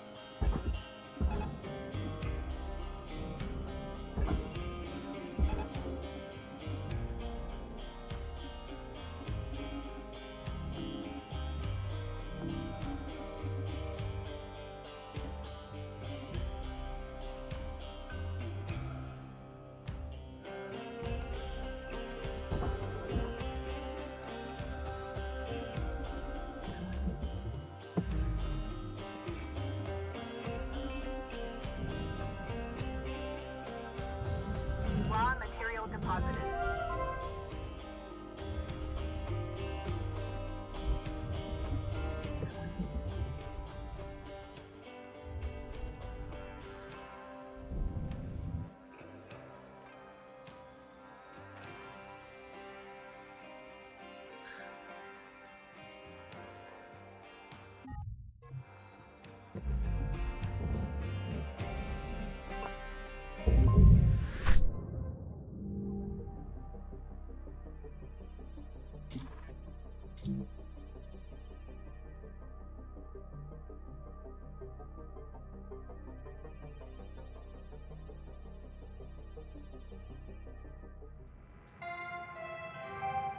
Good morning, Cutter 9346-52. Lynx would like to share the following inspirational message. The greatest reward in life is the chance to work hard at work worth doing.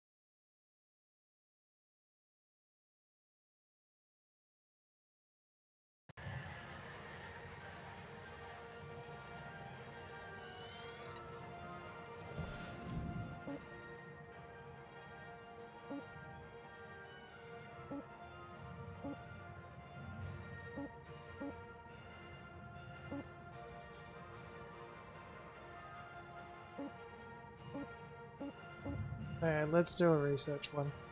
+1, power cell, thruster plus. Easy.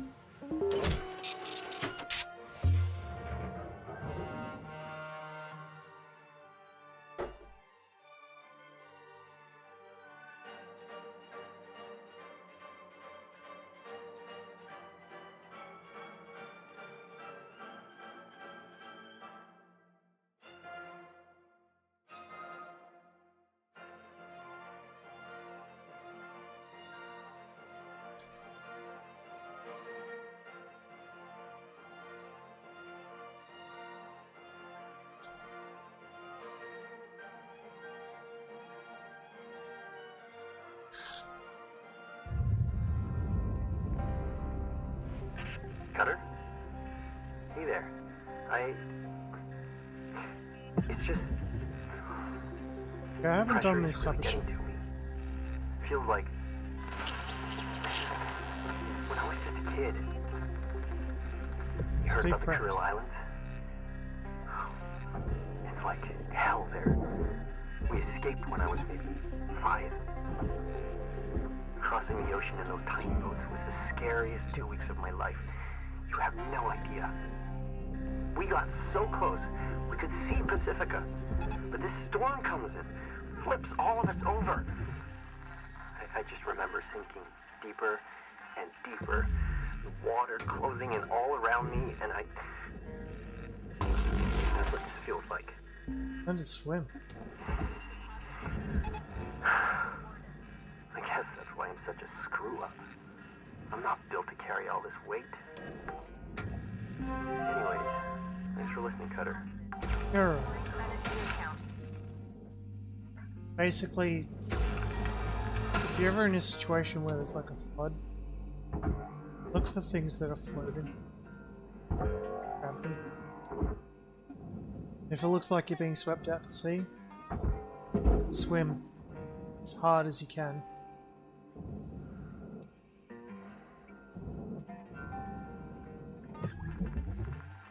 Been caught in a river too myself.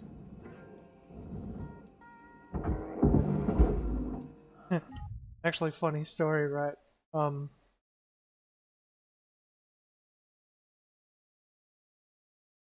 of a funny story. I swim like I grew up in the water. I'm a water baby. Like I'm half water. I'm more than half water apparently. And I don't like surfing. I like bodyboarding because I'm pretty good at it. I don't like surfing because you have to stand up the board. Shit. I don't chase that. What I chase is the big, massive dumper waves, like not tubes, like dumpers, the ones that slam you hard. And I try to find the exact spot where they'll break. I'll swim out again and again and again, try and get it so the wave will actually smash down on where I am, on a bodyboard, because it shoots you out. The speed that you get off it, it's more than surfing. Like surfing, you just go along the wave, but when you get smashed by a wave on a bodyboard, it throws you. Like literally, you get ejected to the beach.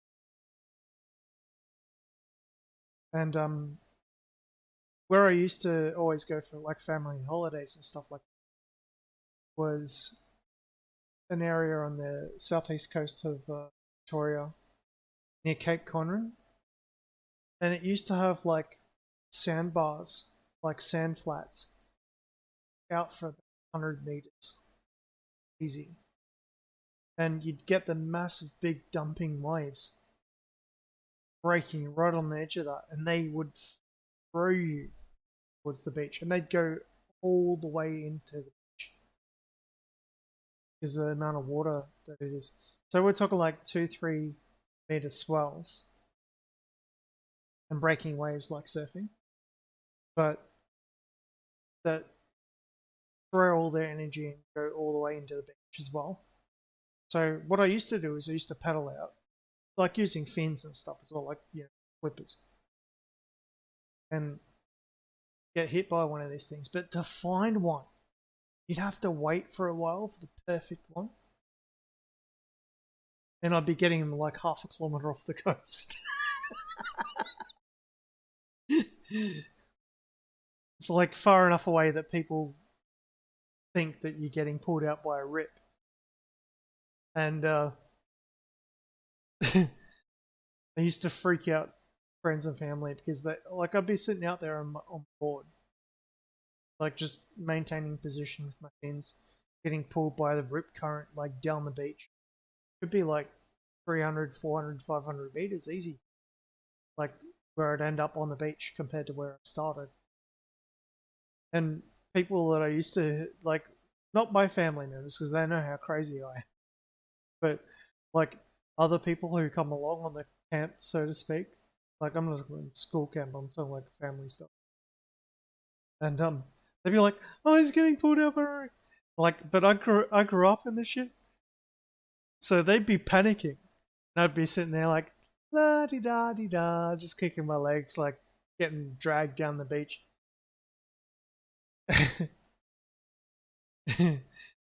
So when it comes to water, I've swum across the Snowy River in full flood when it was like 1.5 kilometers from one side to the other, wearing just a wetsuit. I grew up in the water, so there's nothing really to fear. Like, one little trick that I used was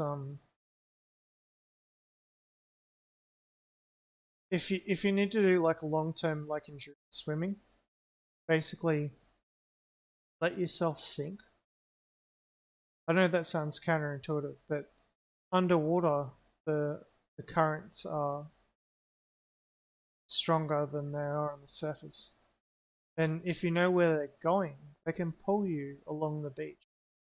So what I'd do was I'd just take a deep breath and I'd sink, holding my board above me or whatever.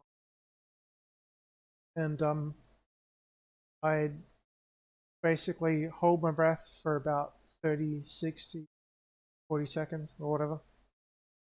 And then I'd surface and take a breath. And then I'd go back down. So, like, I'm talking about when you don't have a board as well.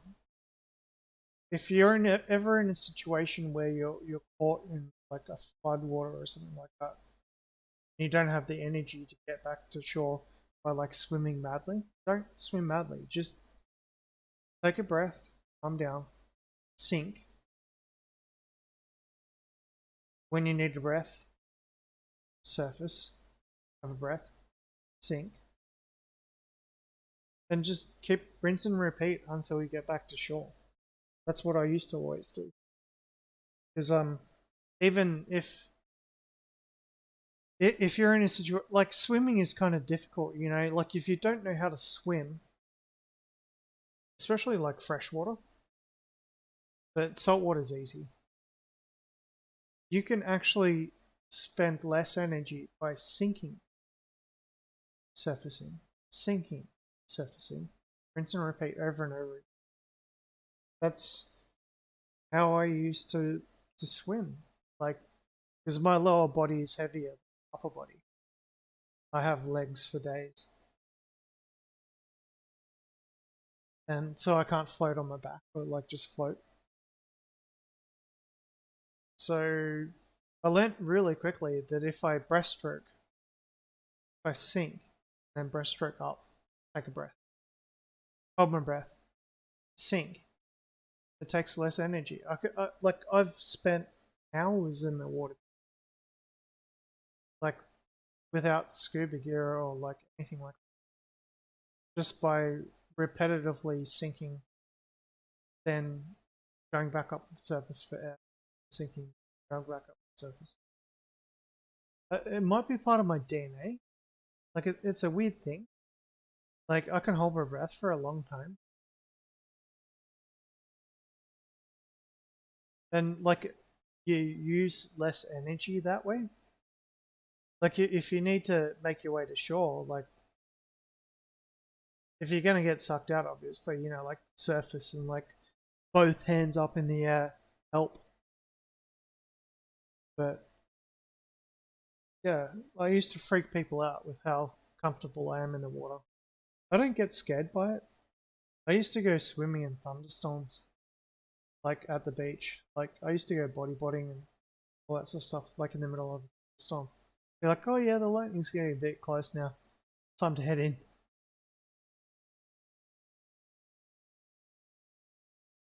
But like, you need to have a talent for that. But like, if you practice it, like if you actually practice what I'm saying, like where you, rather than thrashing around and expending a shitload of energy, just sink, swim, sink, swim. You can get yourself out of a lot of trouble. I've got to admit, I do need to admit that nothing scares me more than drowning. Maybe being burned alive. Drowning is scary. I've been very close to drowning a lot of times. But like any situation where I've actually been in like a sort of situation where I might actually drown is like I used to swim a lot offshore, in lakes, estuaries, everything. You just got to remain calm.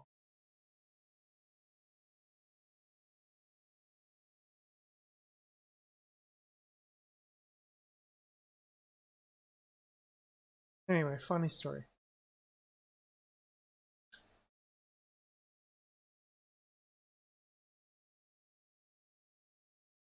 Depends how deep it is where you are too. But like, your lungs actually have a certain amount of air in them, and that gives you buoyancy. So you can control how deep you go by how much air is in your lungs. So, like when I say sink swim, I'm just like saying breathe out a little bit so you sink like a meter below. Then kick up when you, rather than expending useless energy trying to stay on the surface.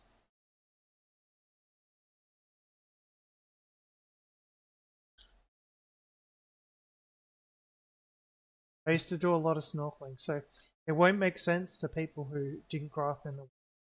But to those who grow up in the water, they'll know exactly.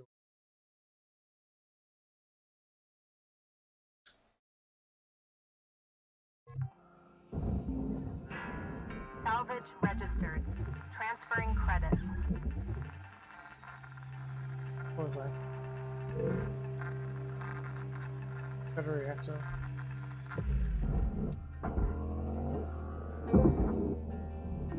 Processing valuable deposit. Credits transferred.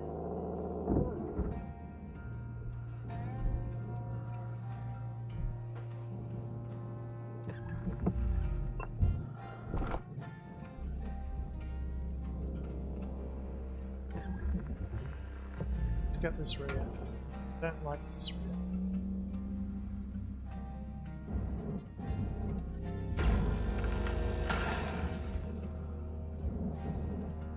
I don't like how there's power right now as well.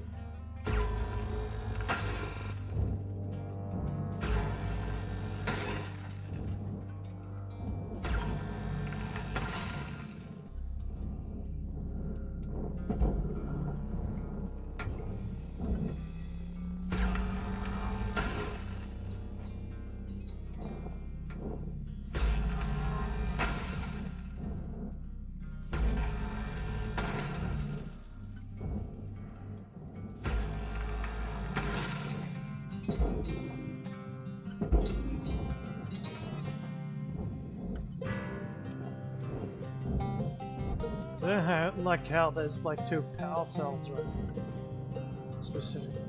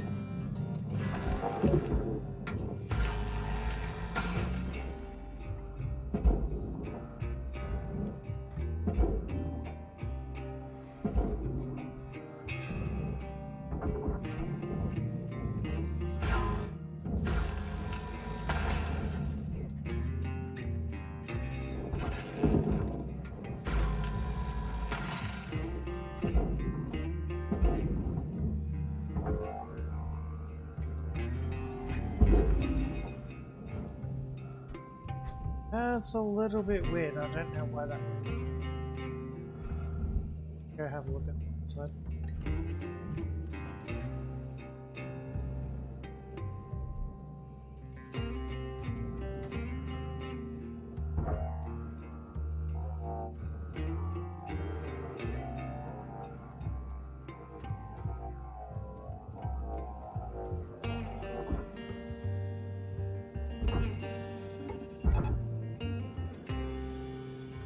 Pull this over.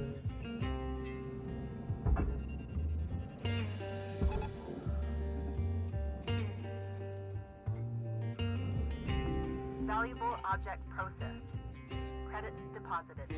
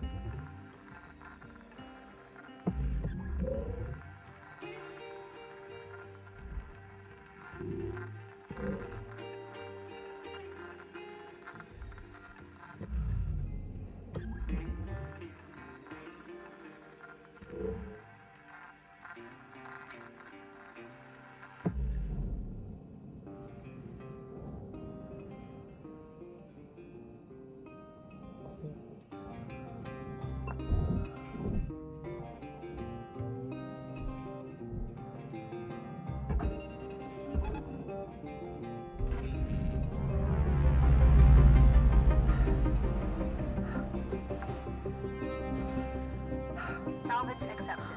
Credit applied.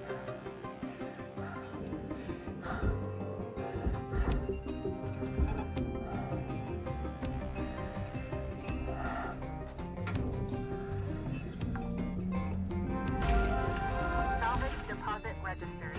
Account credited.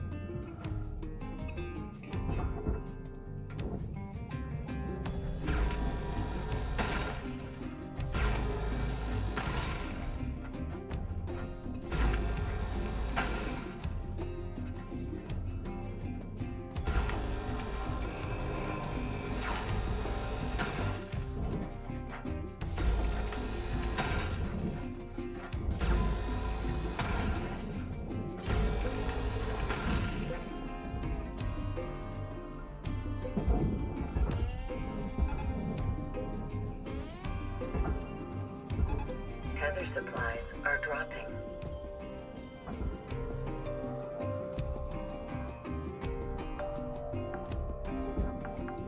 Salvage secured. Account credit applied.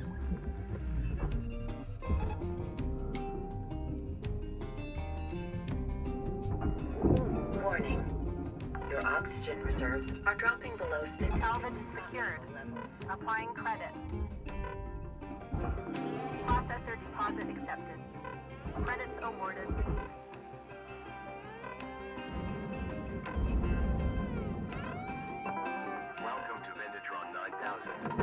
Fuel levels restored.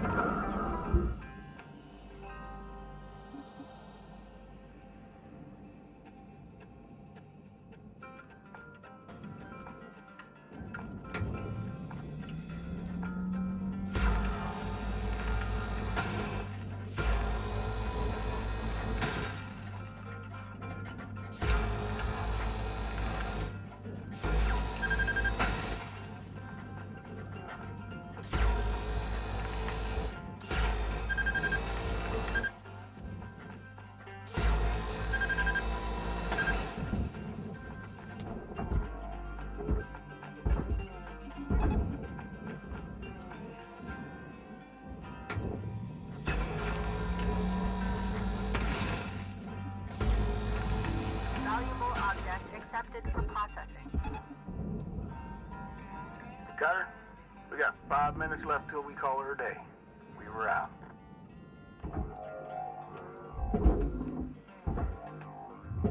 Raw material processed. Credits deposited.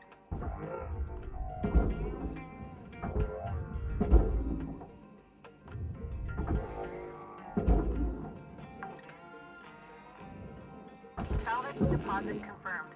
Applying credit.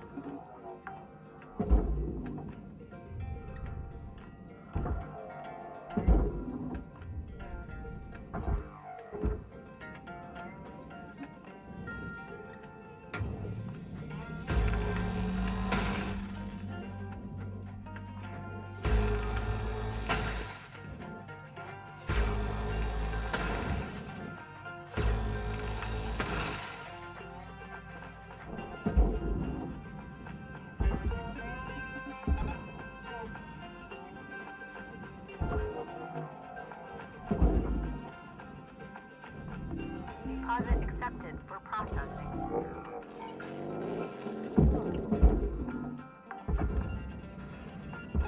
Salvage secured.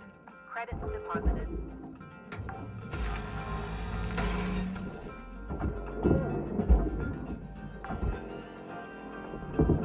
Salvage deposit registered. Account credited.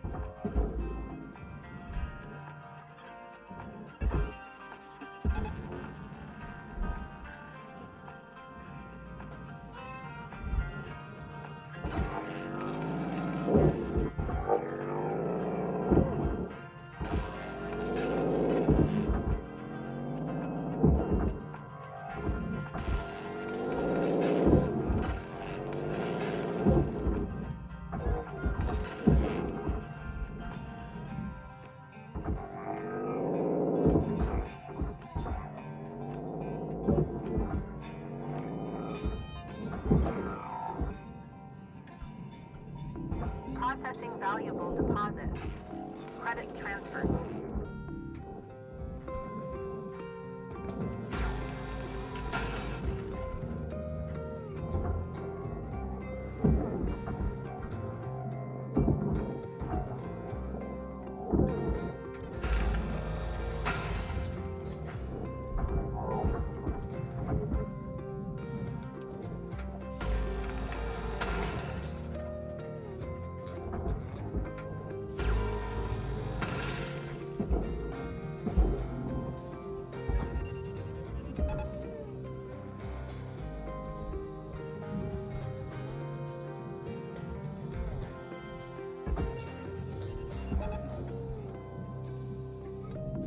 Processing object. Applying credits to account. Salvage accepted. Credit applied. Salvage goal cleared. Rewards allocated.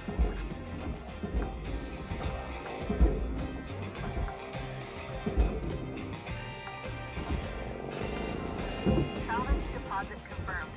Applying credit.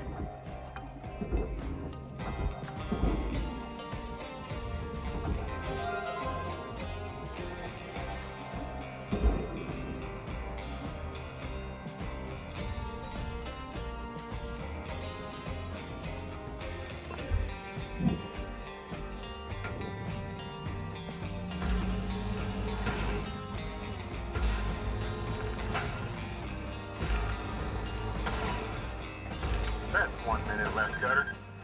you're in the middle of something, it's now time to skedaddle.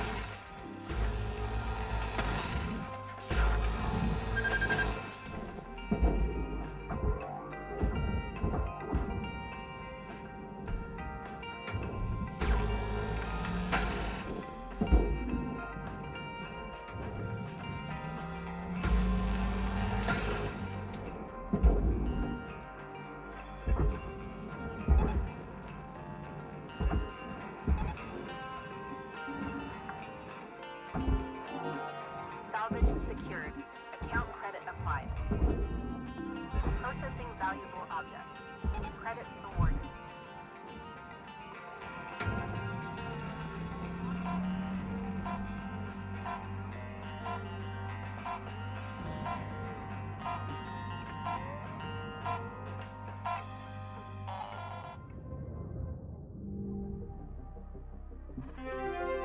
New certification level award.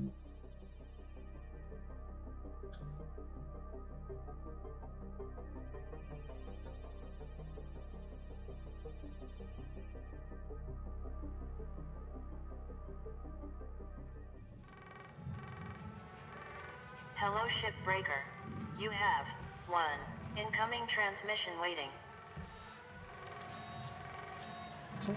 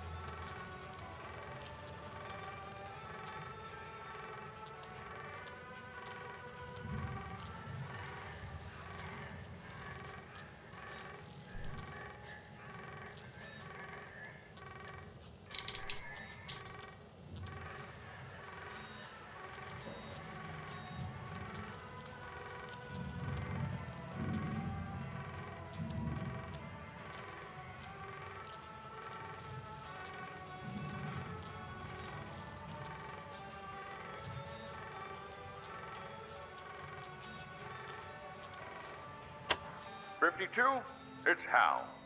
Let's talk. You know, in a lot of ways, you and I are the same. Came from Earth, hard worker, doing the real grunt work. You could be wearing my uniform someday, making decisions. That's a precious opportunity, you know. And it's hard. Harder than shipbreaking, to be honest. You know, in this position, you gotta make the tough calls. Big picture stuff. You're gonna hurt people. You're gonna make them angry, sad, scared, even cry. But you gotta do it. It's the job. One bad move, and boom! Right back down to where you came from. But yeah, I like you. You're not a troublemaker. Troublemakers spoil everything, if you let them. Keep doing what you're doing. And don't let them spoil you, 52. Stay on the straight and narrow. And I'll be sure to mention you in my final report. See you around, chum.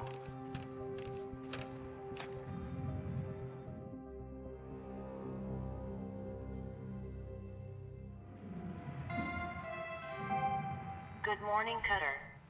It's time to begin your workday.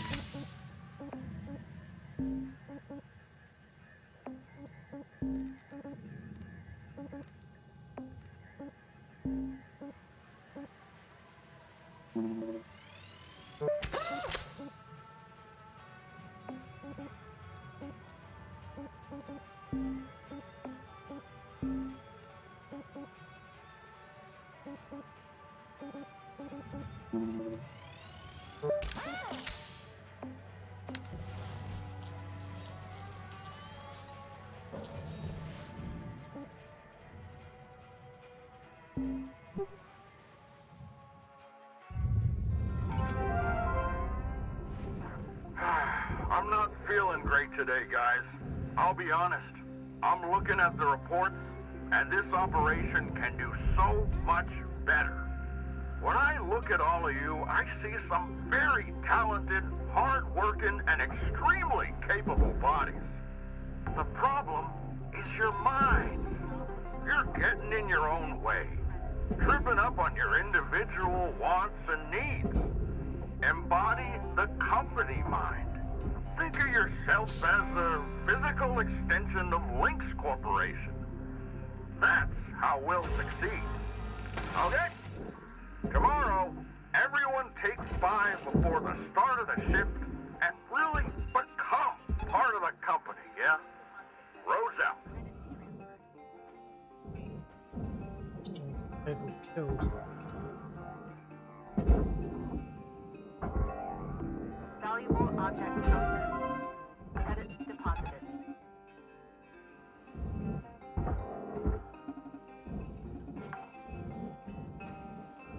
Salvage deposit secured.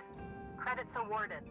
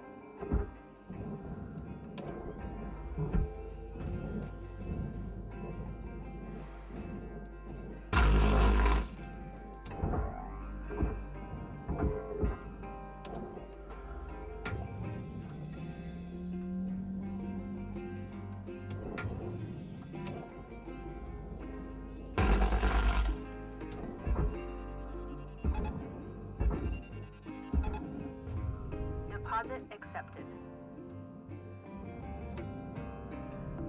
Object processed. Transferring credits.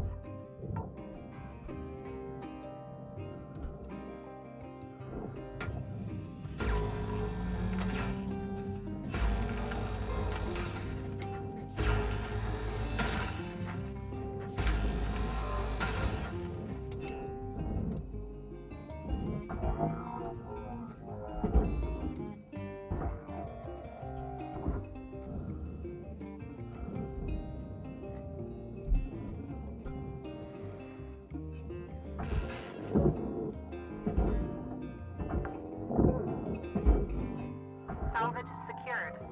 Applying credit.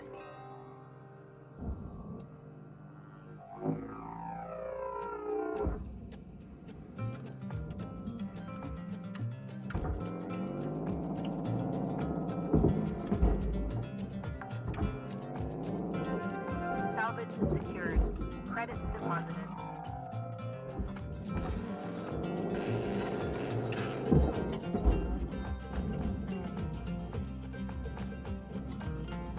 Trip.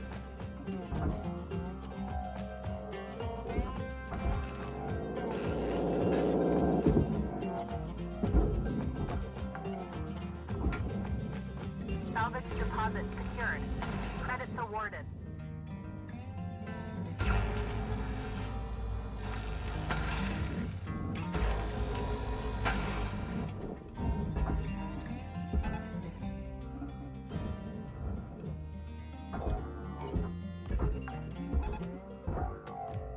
Salvage deposit accepted. Credits transferred.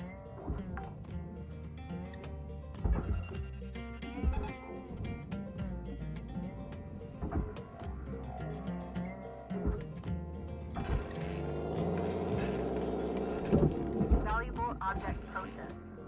Credits deposited. Salvage secured. Applying credit.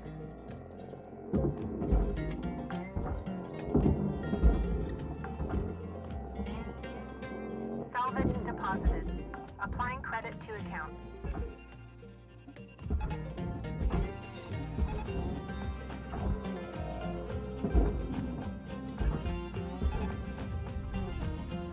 Processor deposit accepted.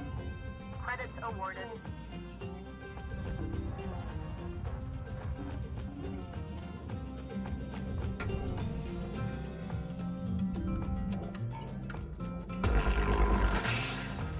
Materials deposited.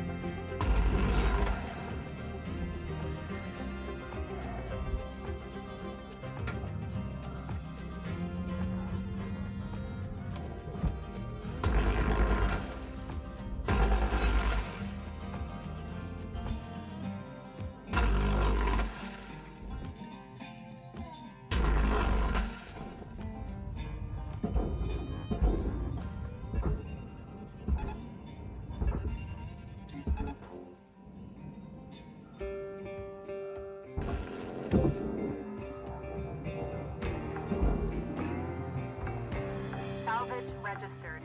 Transferring credit.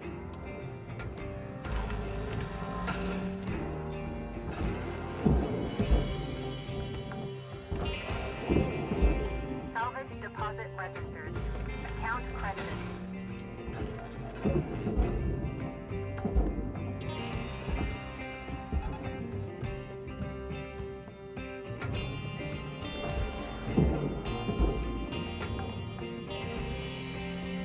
Salvage accepted. Credit applied.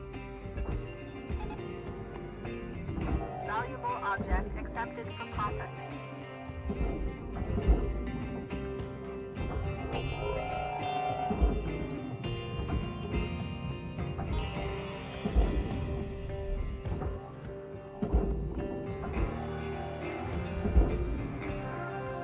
Salvage goal reached. Rewards assigned.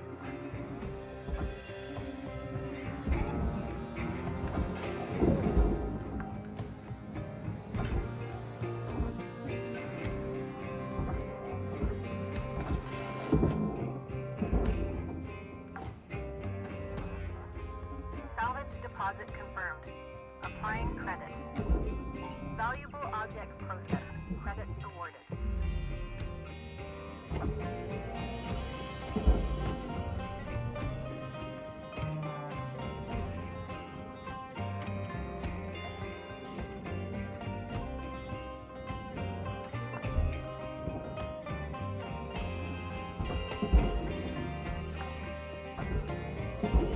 Salvage secured. Credits deposited.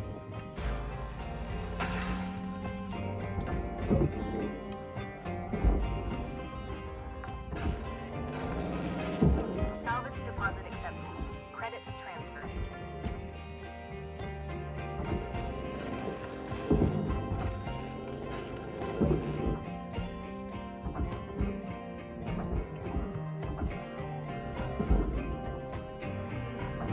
Deposit accepted for processing. Salvage deposit confirmed. Applying credit.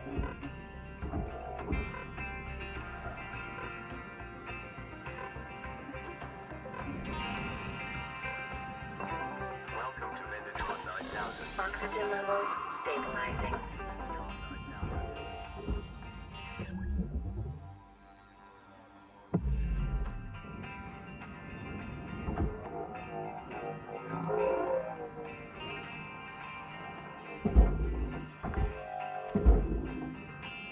Salvage secured. Account credit applied.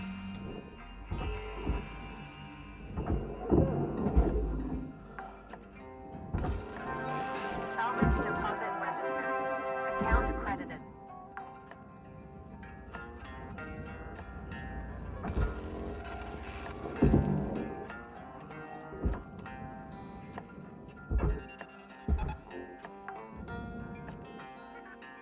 Salvage accepted. Credit applied.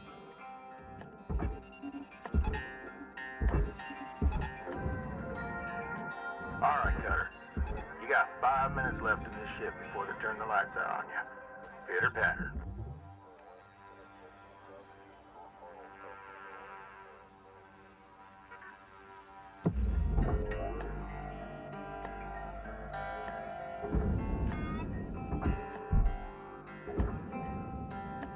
Shoot. Material accepted.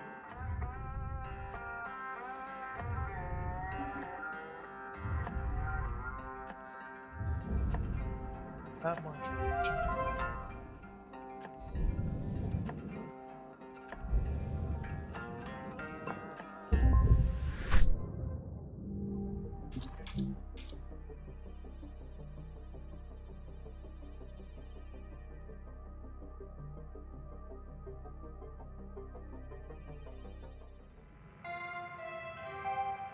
Hello Shipbreaker 9346-52.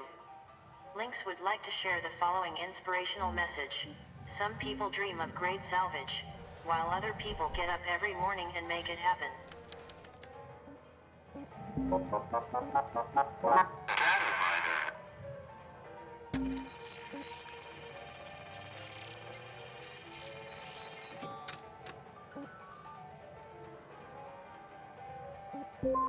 Hey, Mac. Yeah, it's rolling. Listen, I tried getting back to you about the reactor, man, but, well, look. I don't know. Your problem ain't that easy to solve. It's looking structural. There's microfractures all along the left side. I know how you like to fly them, and I know you ain't keen on spending money, but I don't think you can keep running her like this. That structure's gonna give one day, and you don't want to be riding the rails when that happens, man. I know you got bills to pay, and I get that the upfront cost of a junker's a better deal on the outset of a gig, but man, with all the cash you're paying for repairs, wouldn't it be better if you just got something new with a good warranty on it?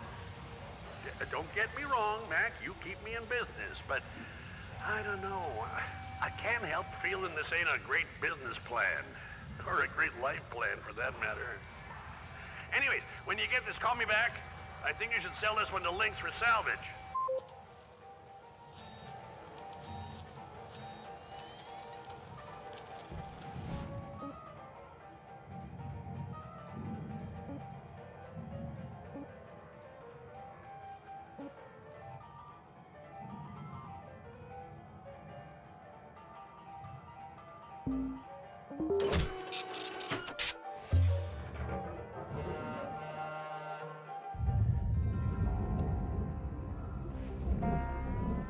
Never assume Welcome to Vendatron 9000.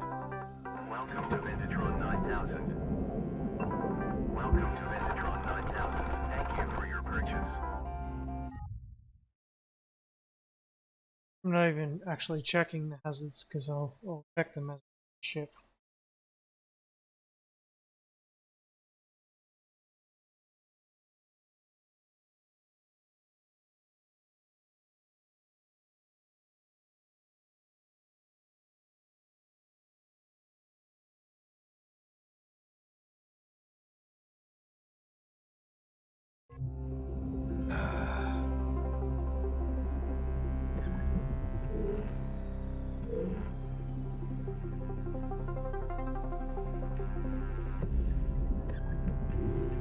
Oh, it's fully pressurized.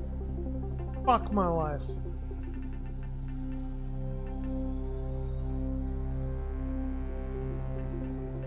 Let's see what I can do. This is gonna be This is gonna be hard.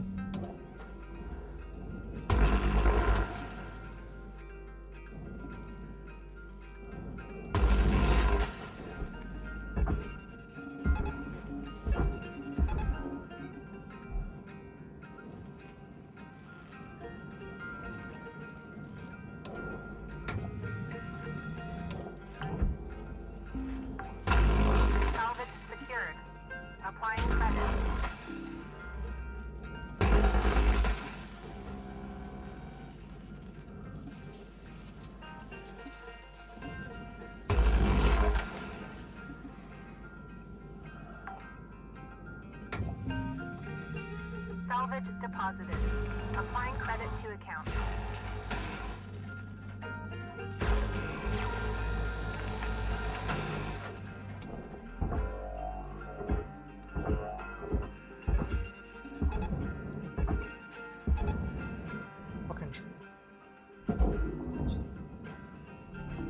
Valuable object processed. Credits deposited.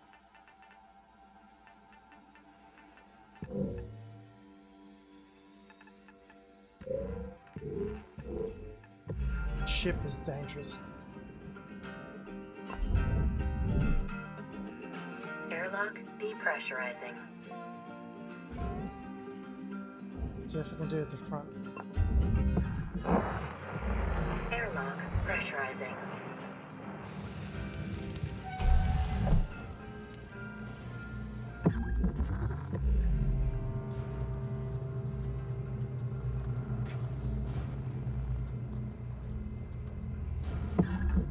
Let's see how much I can do this.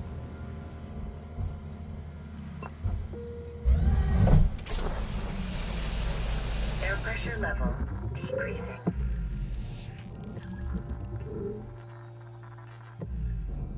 Bit.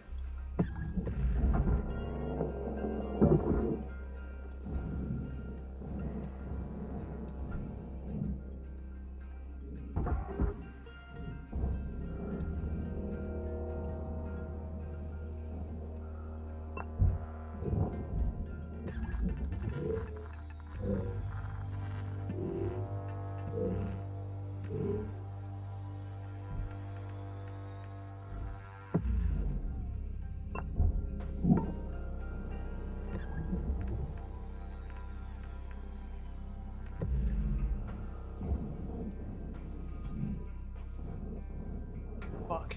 It's dangerous.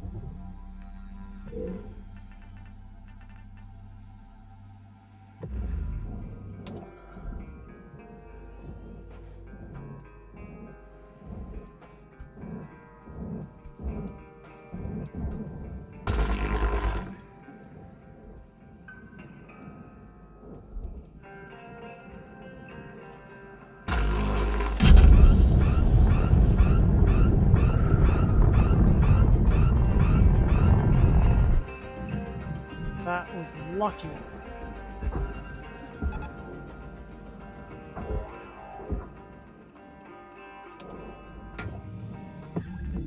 Valuable object processed. Just Credits depress the awarded. whole ship.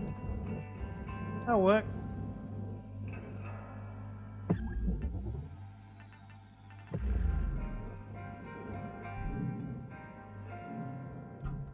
Luckily I've done this type of shit before, so I know what to expect. And then... reactor there. Okay. That I did not expect.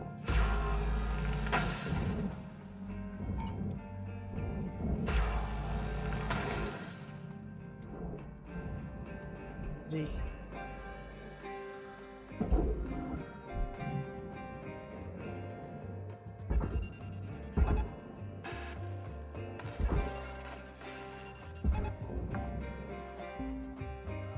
Salvage deposit secured. Credits awarded.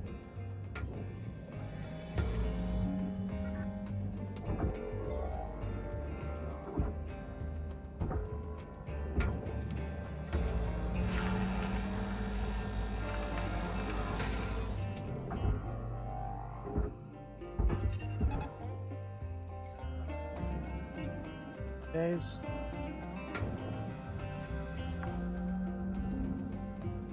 Salvage registered. Transferring credits. Processing valuable object. Credits awarded.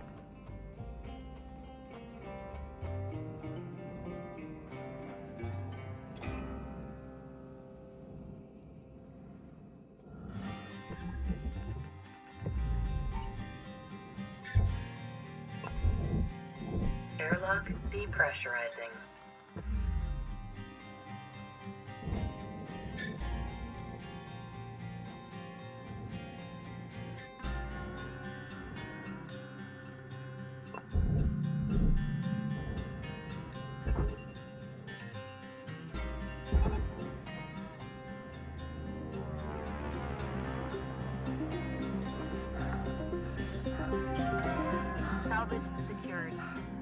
deposited.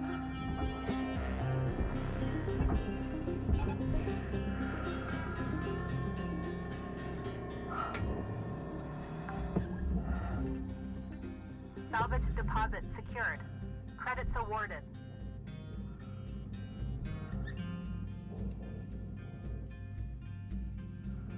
Alright.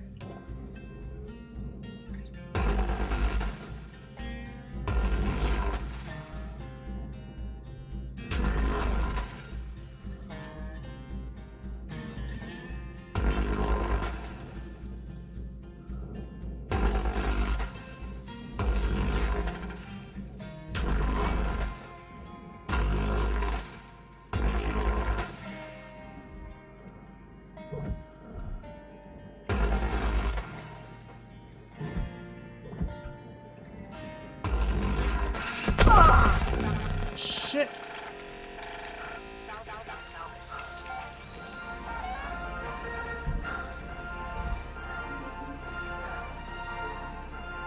That was close.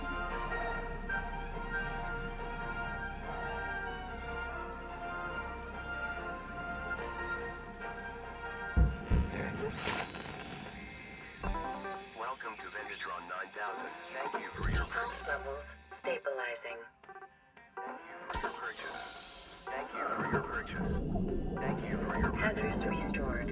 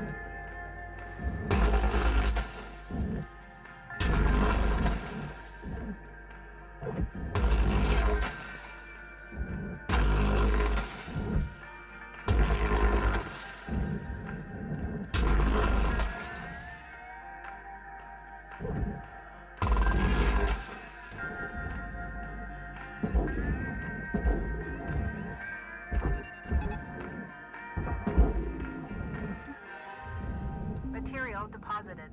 Account credit applied.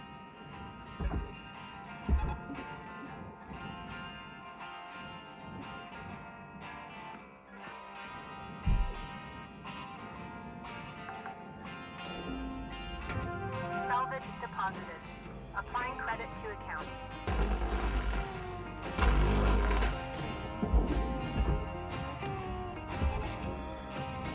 5 minutes left, Cutter.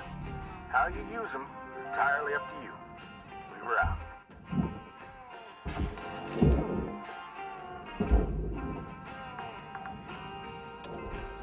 Salvage secured. Account credit applied.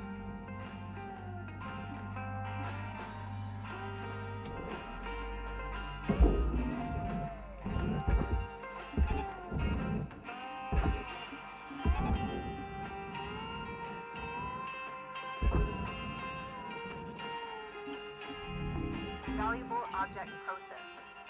Credits deposited.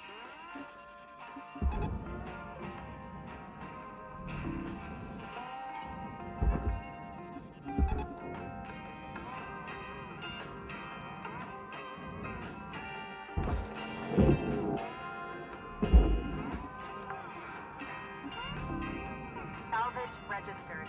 Transferring credits. Processing valuable deposit. Credits transferred.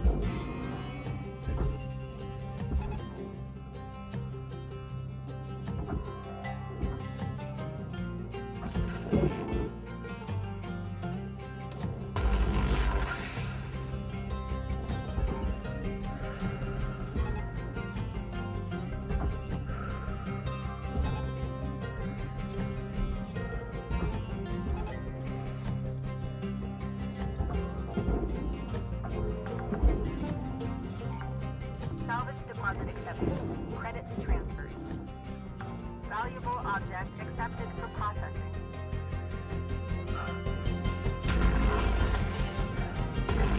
There's 1 minute left on the clock, Cutter. 1 minute left.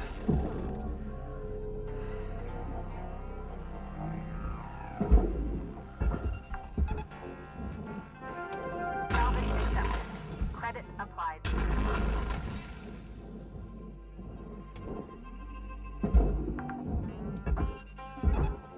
Salvage secured. Applying credit.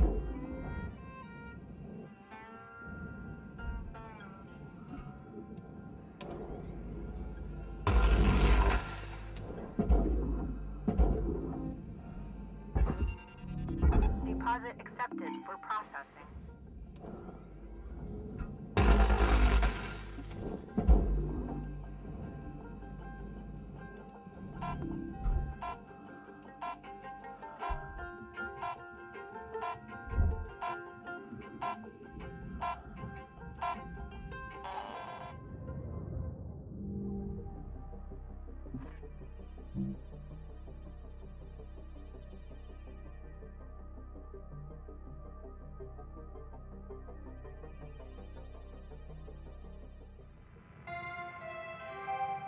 Good morning, Shipbreaker. This is your daily wake-up call.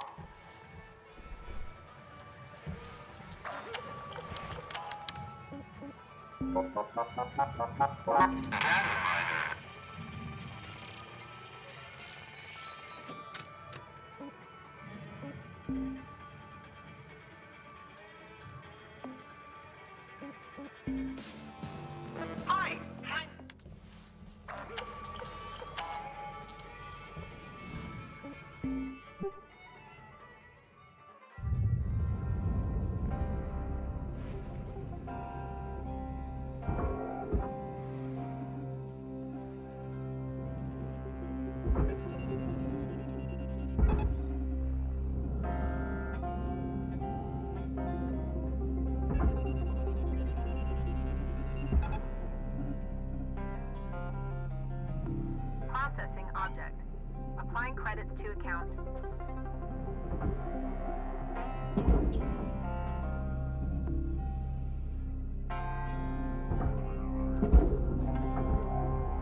Raw material processed.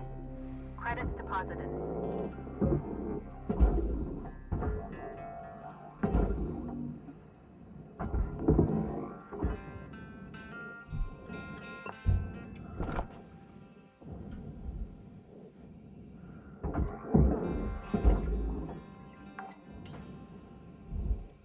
Salvage deposit registered. Account credited.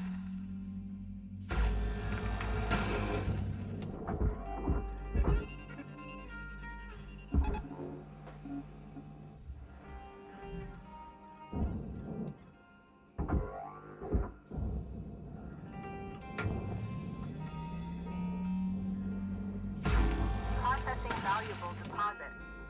Credit transfer.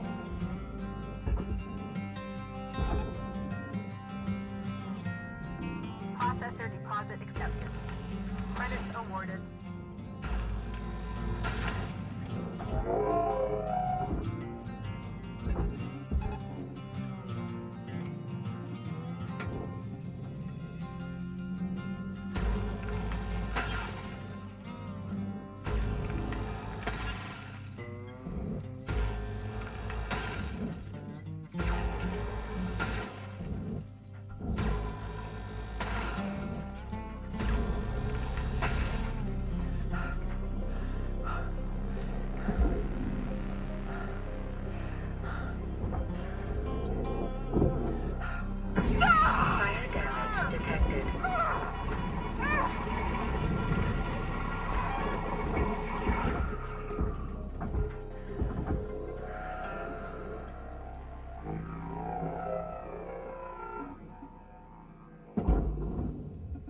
Material accepted. Credits assigned.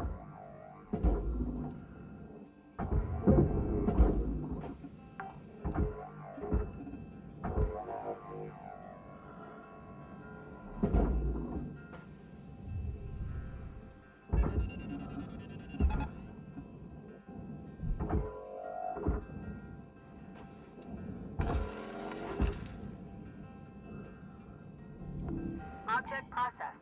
Transferring credits.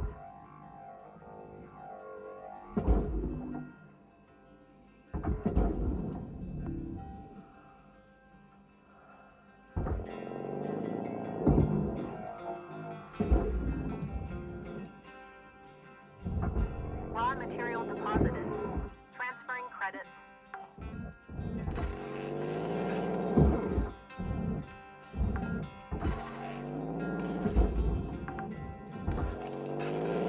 Salvage secured.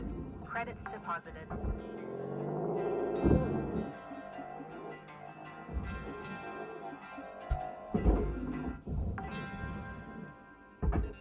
Salvage deposit registered. Account credited.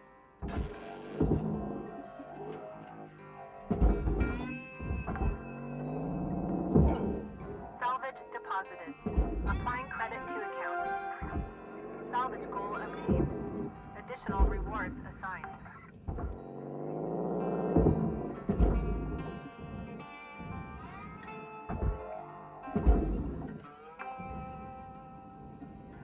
Salvage registered.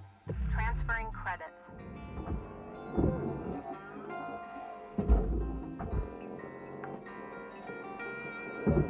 Salvage accepted.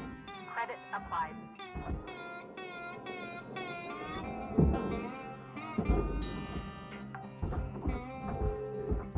Salvage deposit accepted. Credits transferred.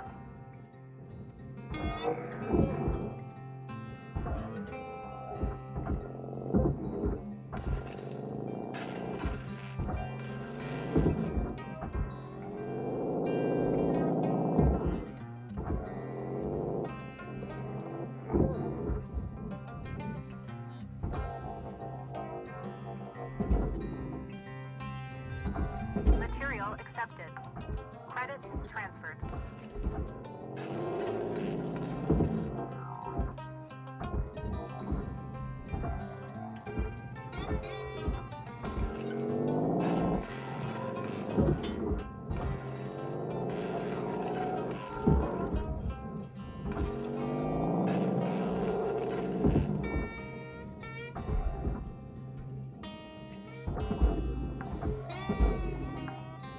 Salvage deposit secured. Credits awarded.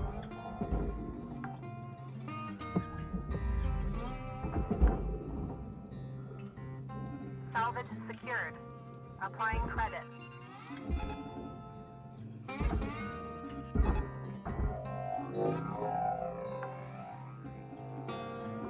Salvage deposit confirmed.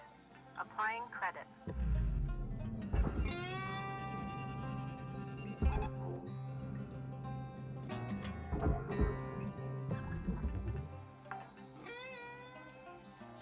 Salvage secured. Account credit applied.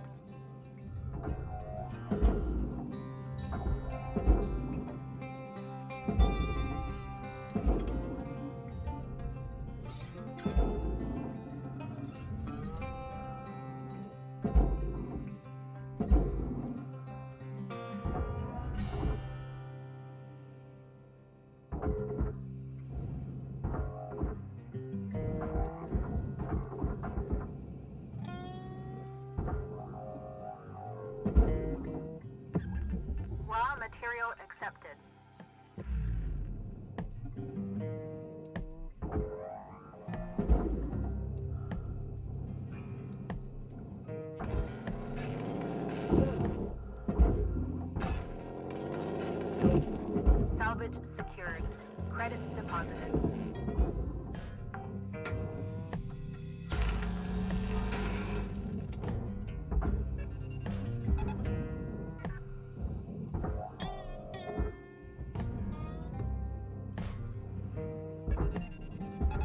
Caution. Out of tethers.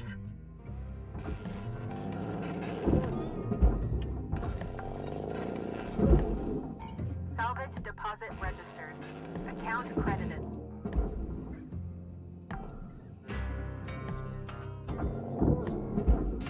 Your oxygen reserves are low.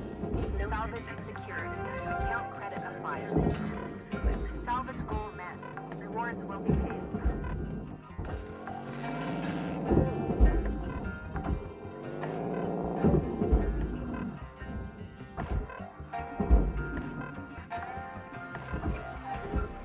Salvage deposit accepted. Credits transferred.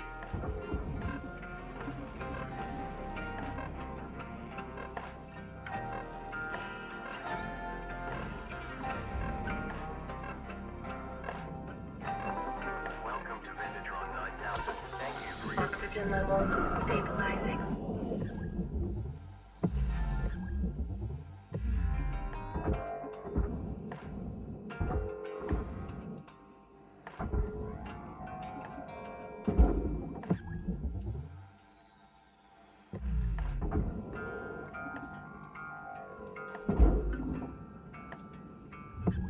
Deposit accepted.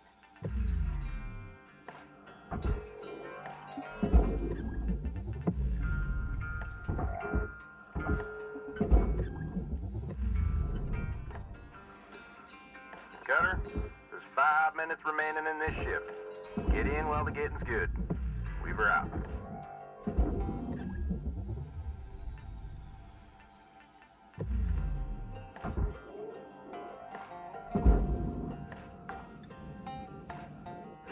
Salvage deposit secured. Credits awarded.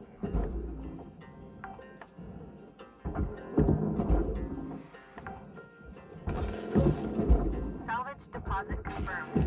Applying credit.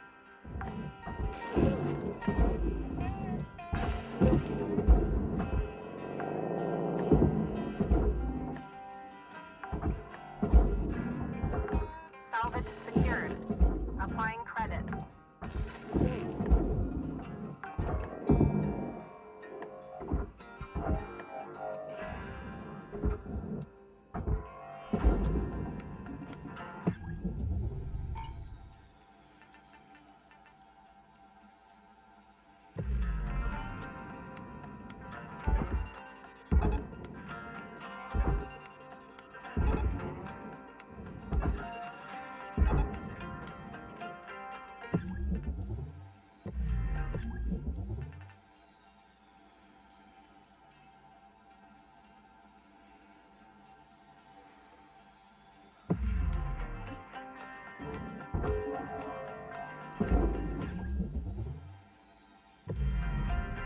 Material accepted.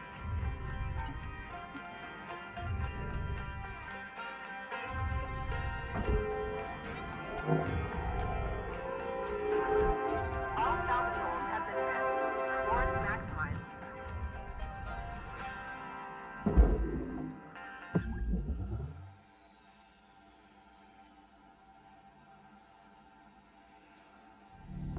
Object processed. Transferring credits.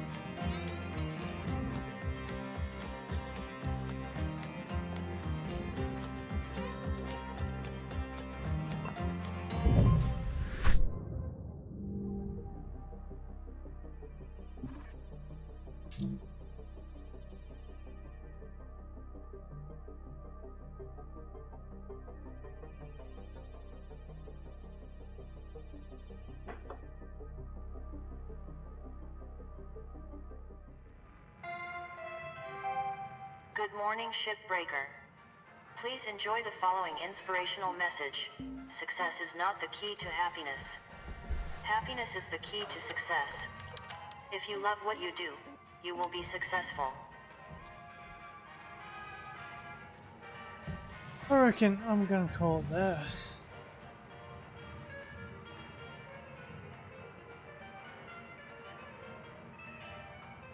Grab some food.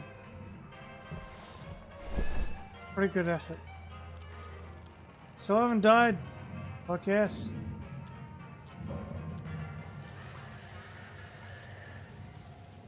Sure, on the next one. I think I might play some Left 4 Dead 2 or something. Because it's like my favorite game. But not before I eat something. Alright, I hope you have a good night. I shall catch you next time.